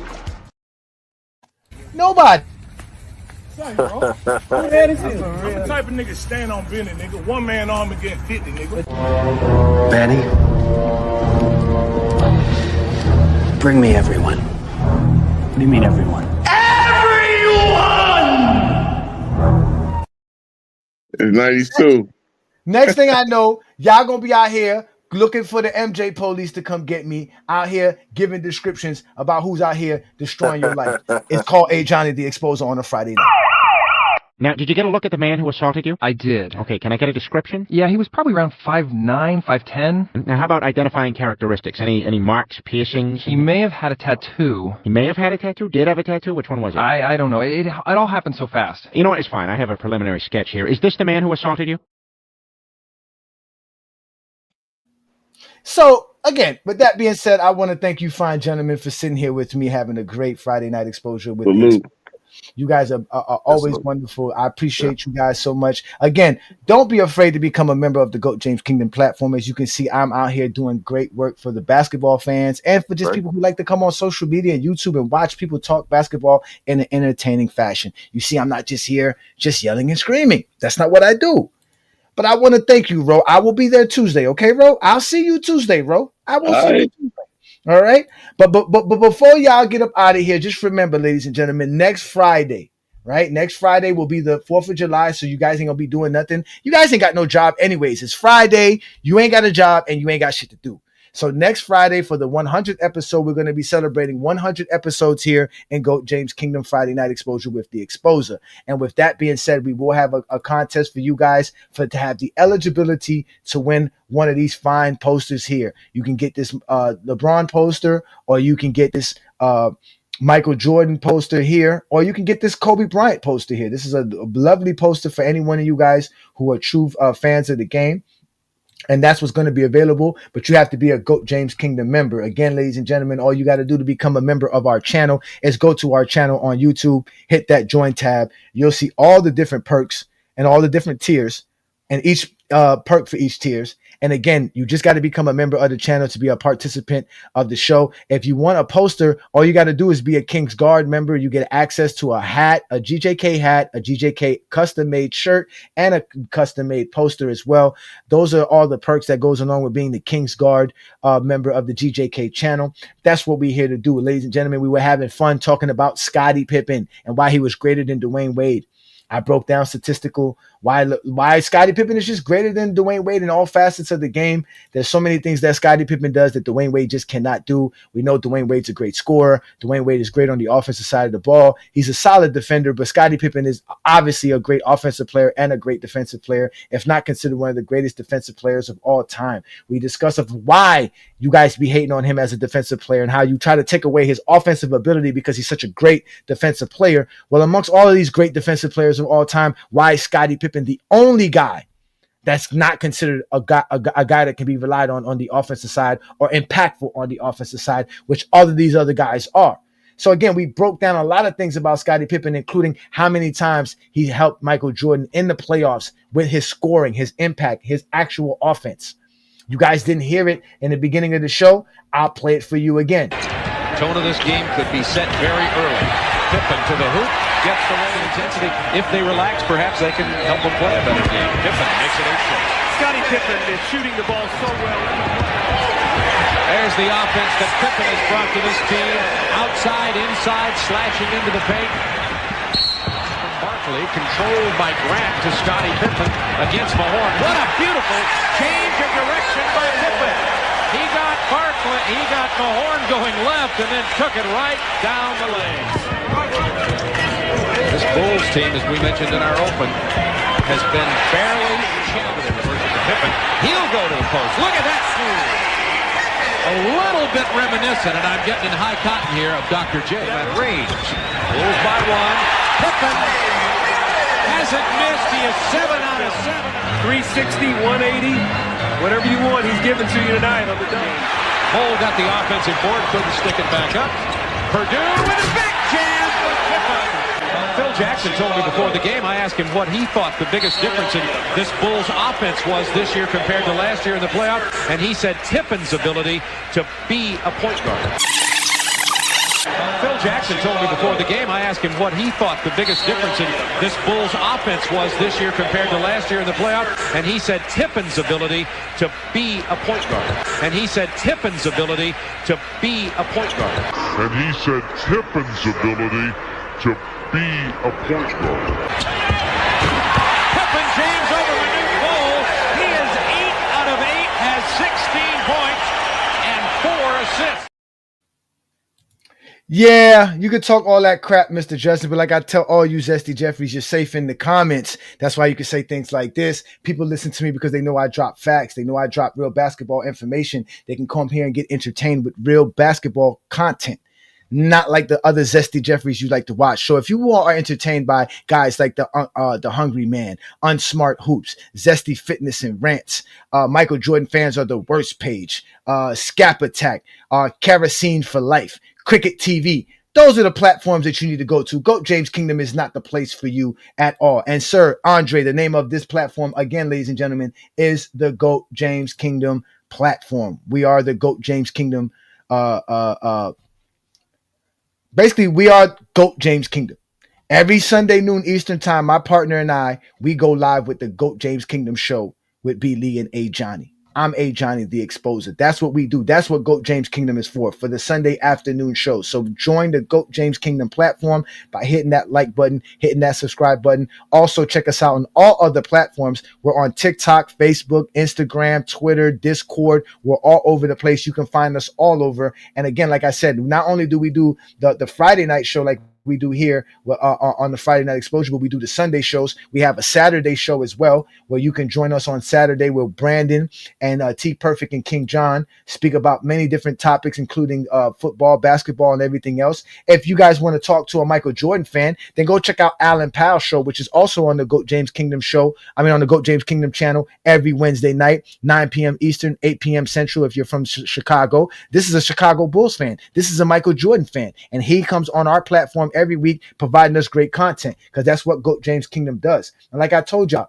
there's nothing like GOAT James Kingdom. None of y'all want this smoke with us. All y'all gonna do is sit there, talk nonsense in the comments, say all that zesty Jeffrey stuff. We don't care about none of that.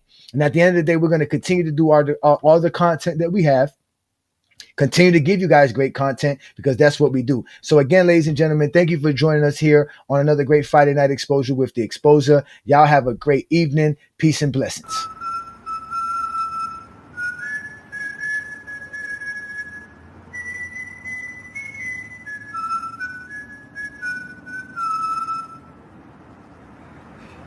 Hey, yo, Lester here, babe. You come at the king, you best not miss.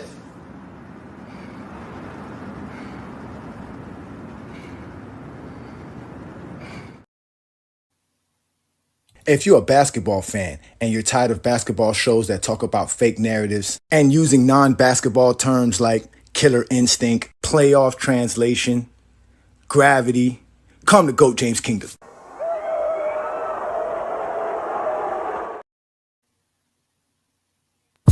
Welcome to GOAT James Kingdom, where basketball lives forever.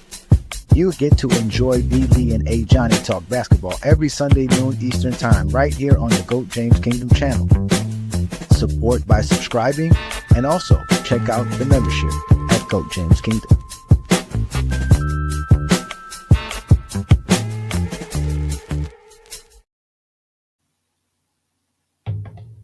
LeBron James, all you gotta do is say his name.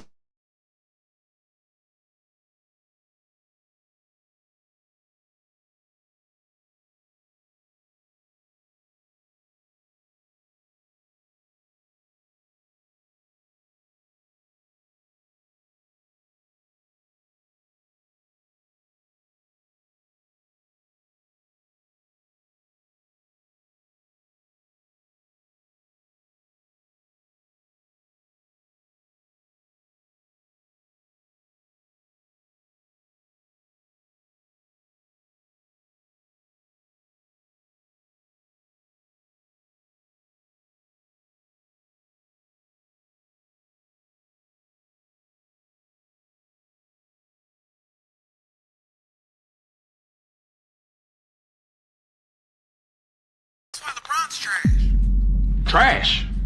Trash. LeBron Ramon James Sr., born December 30th, 1984 at approximately 4:04 p.m. Eastern Standard Time, the greatest human being blessed among us mere mortals? 4 rings, 4 MVPs, the league scoring record, and he got more records than MJ and Kobe combined. Loving husband and devoted father of 3. Don't you ever disrespect my basketball daddy, you understand me? You know what? Log off, uninstall the game, and tell your mama to ground you, because your mouth is reckless. Go disrespect LeBron James. Oh, I cannot believe you. I hope you break your ankles next pickup game, little nigga. Lakers in 5. Baby! He disrespect LeBron again.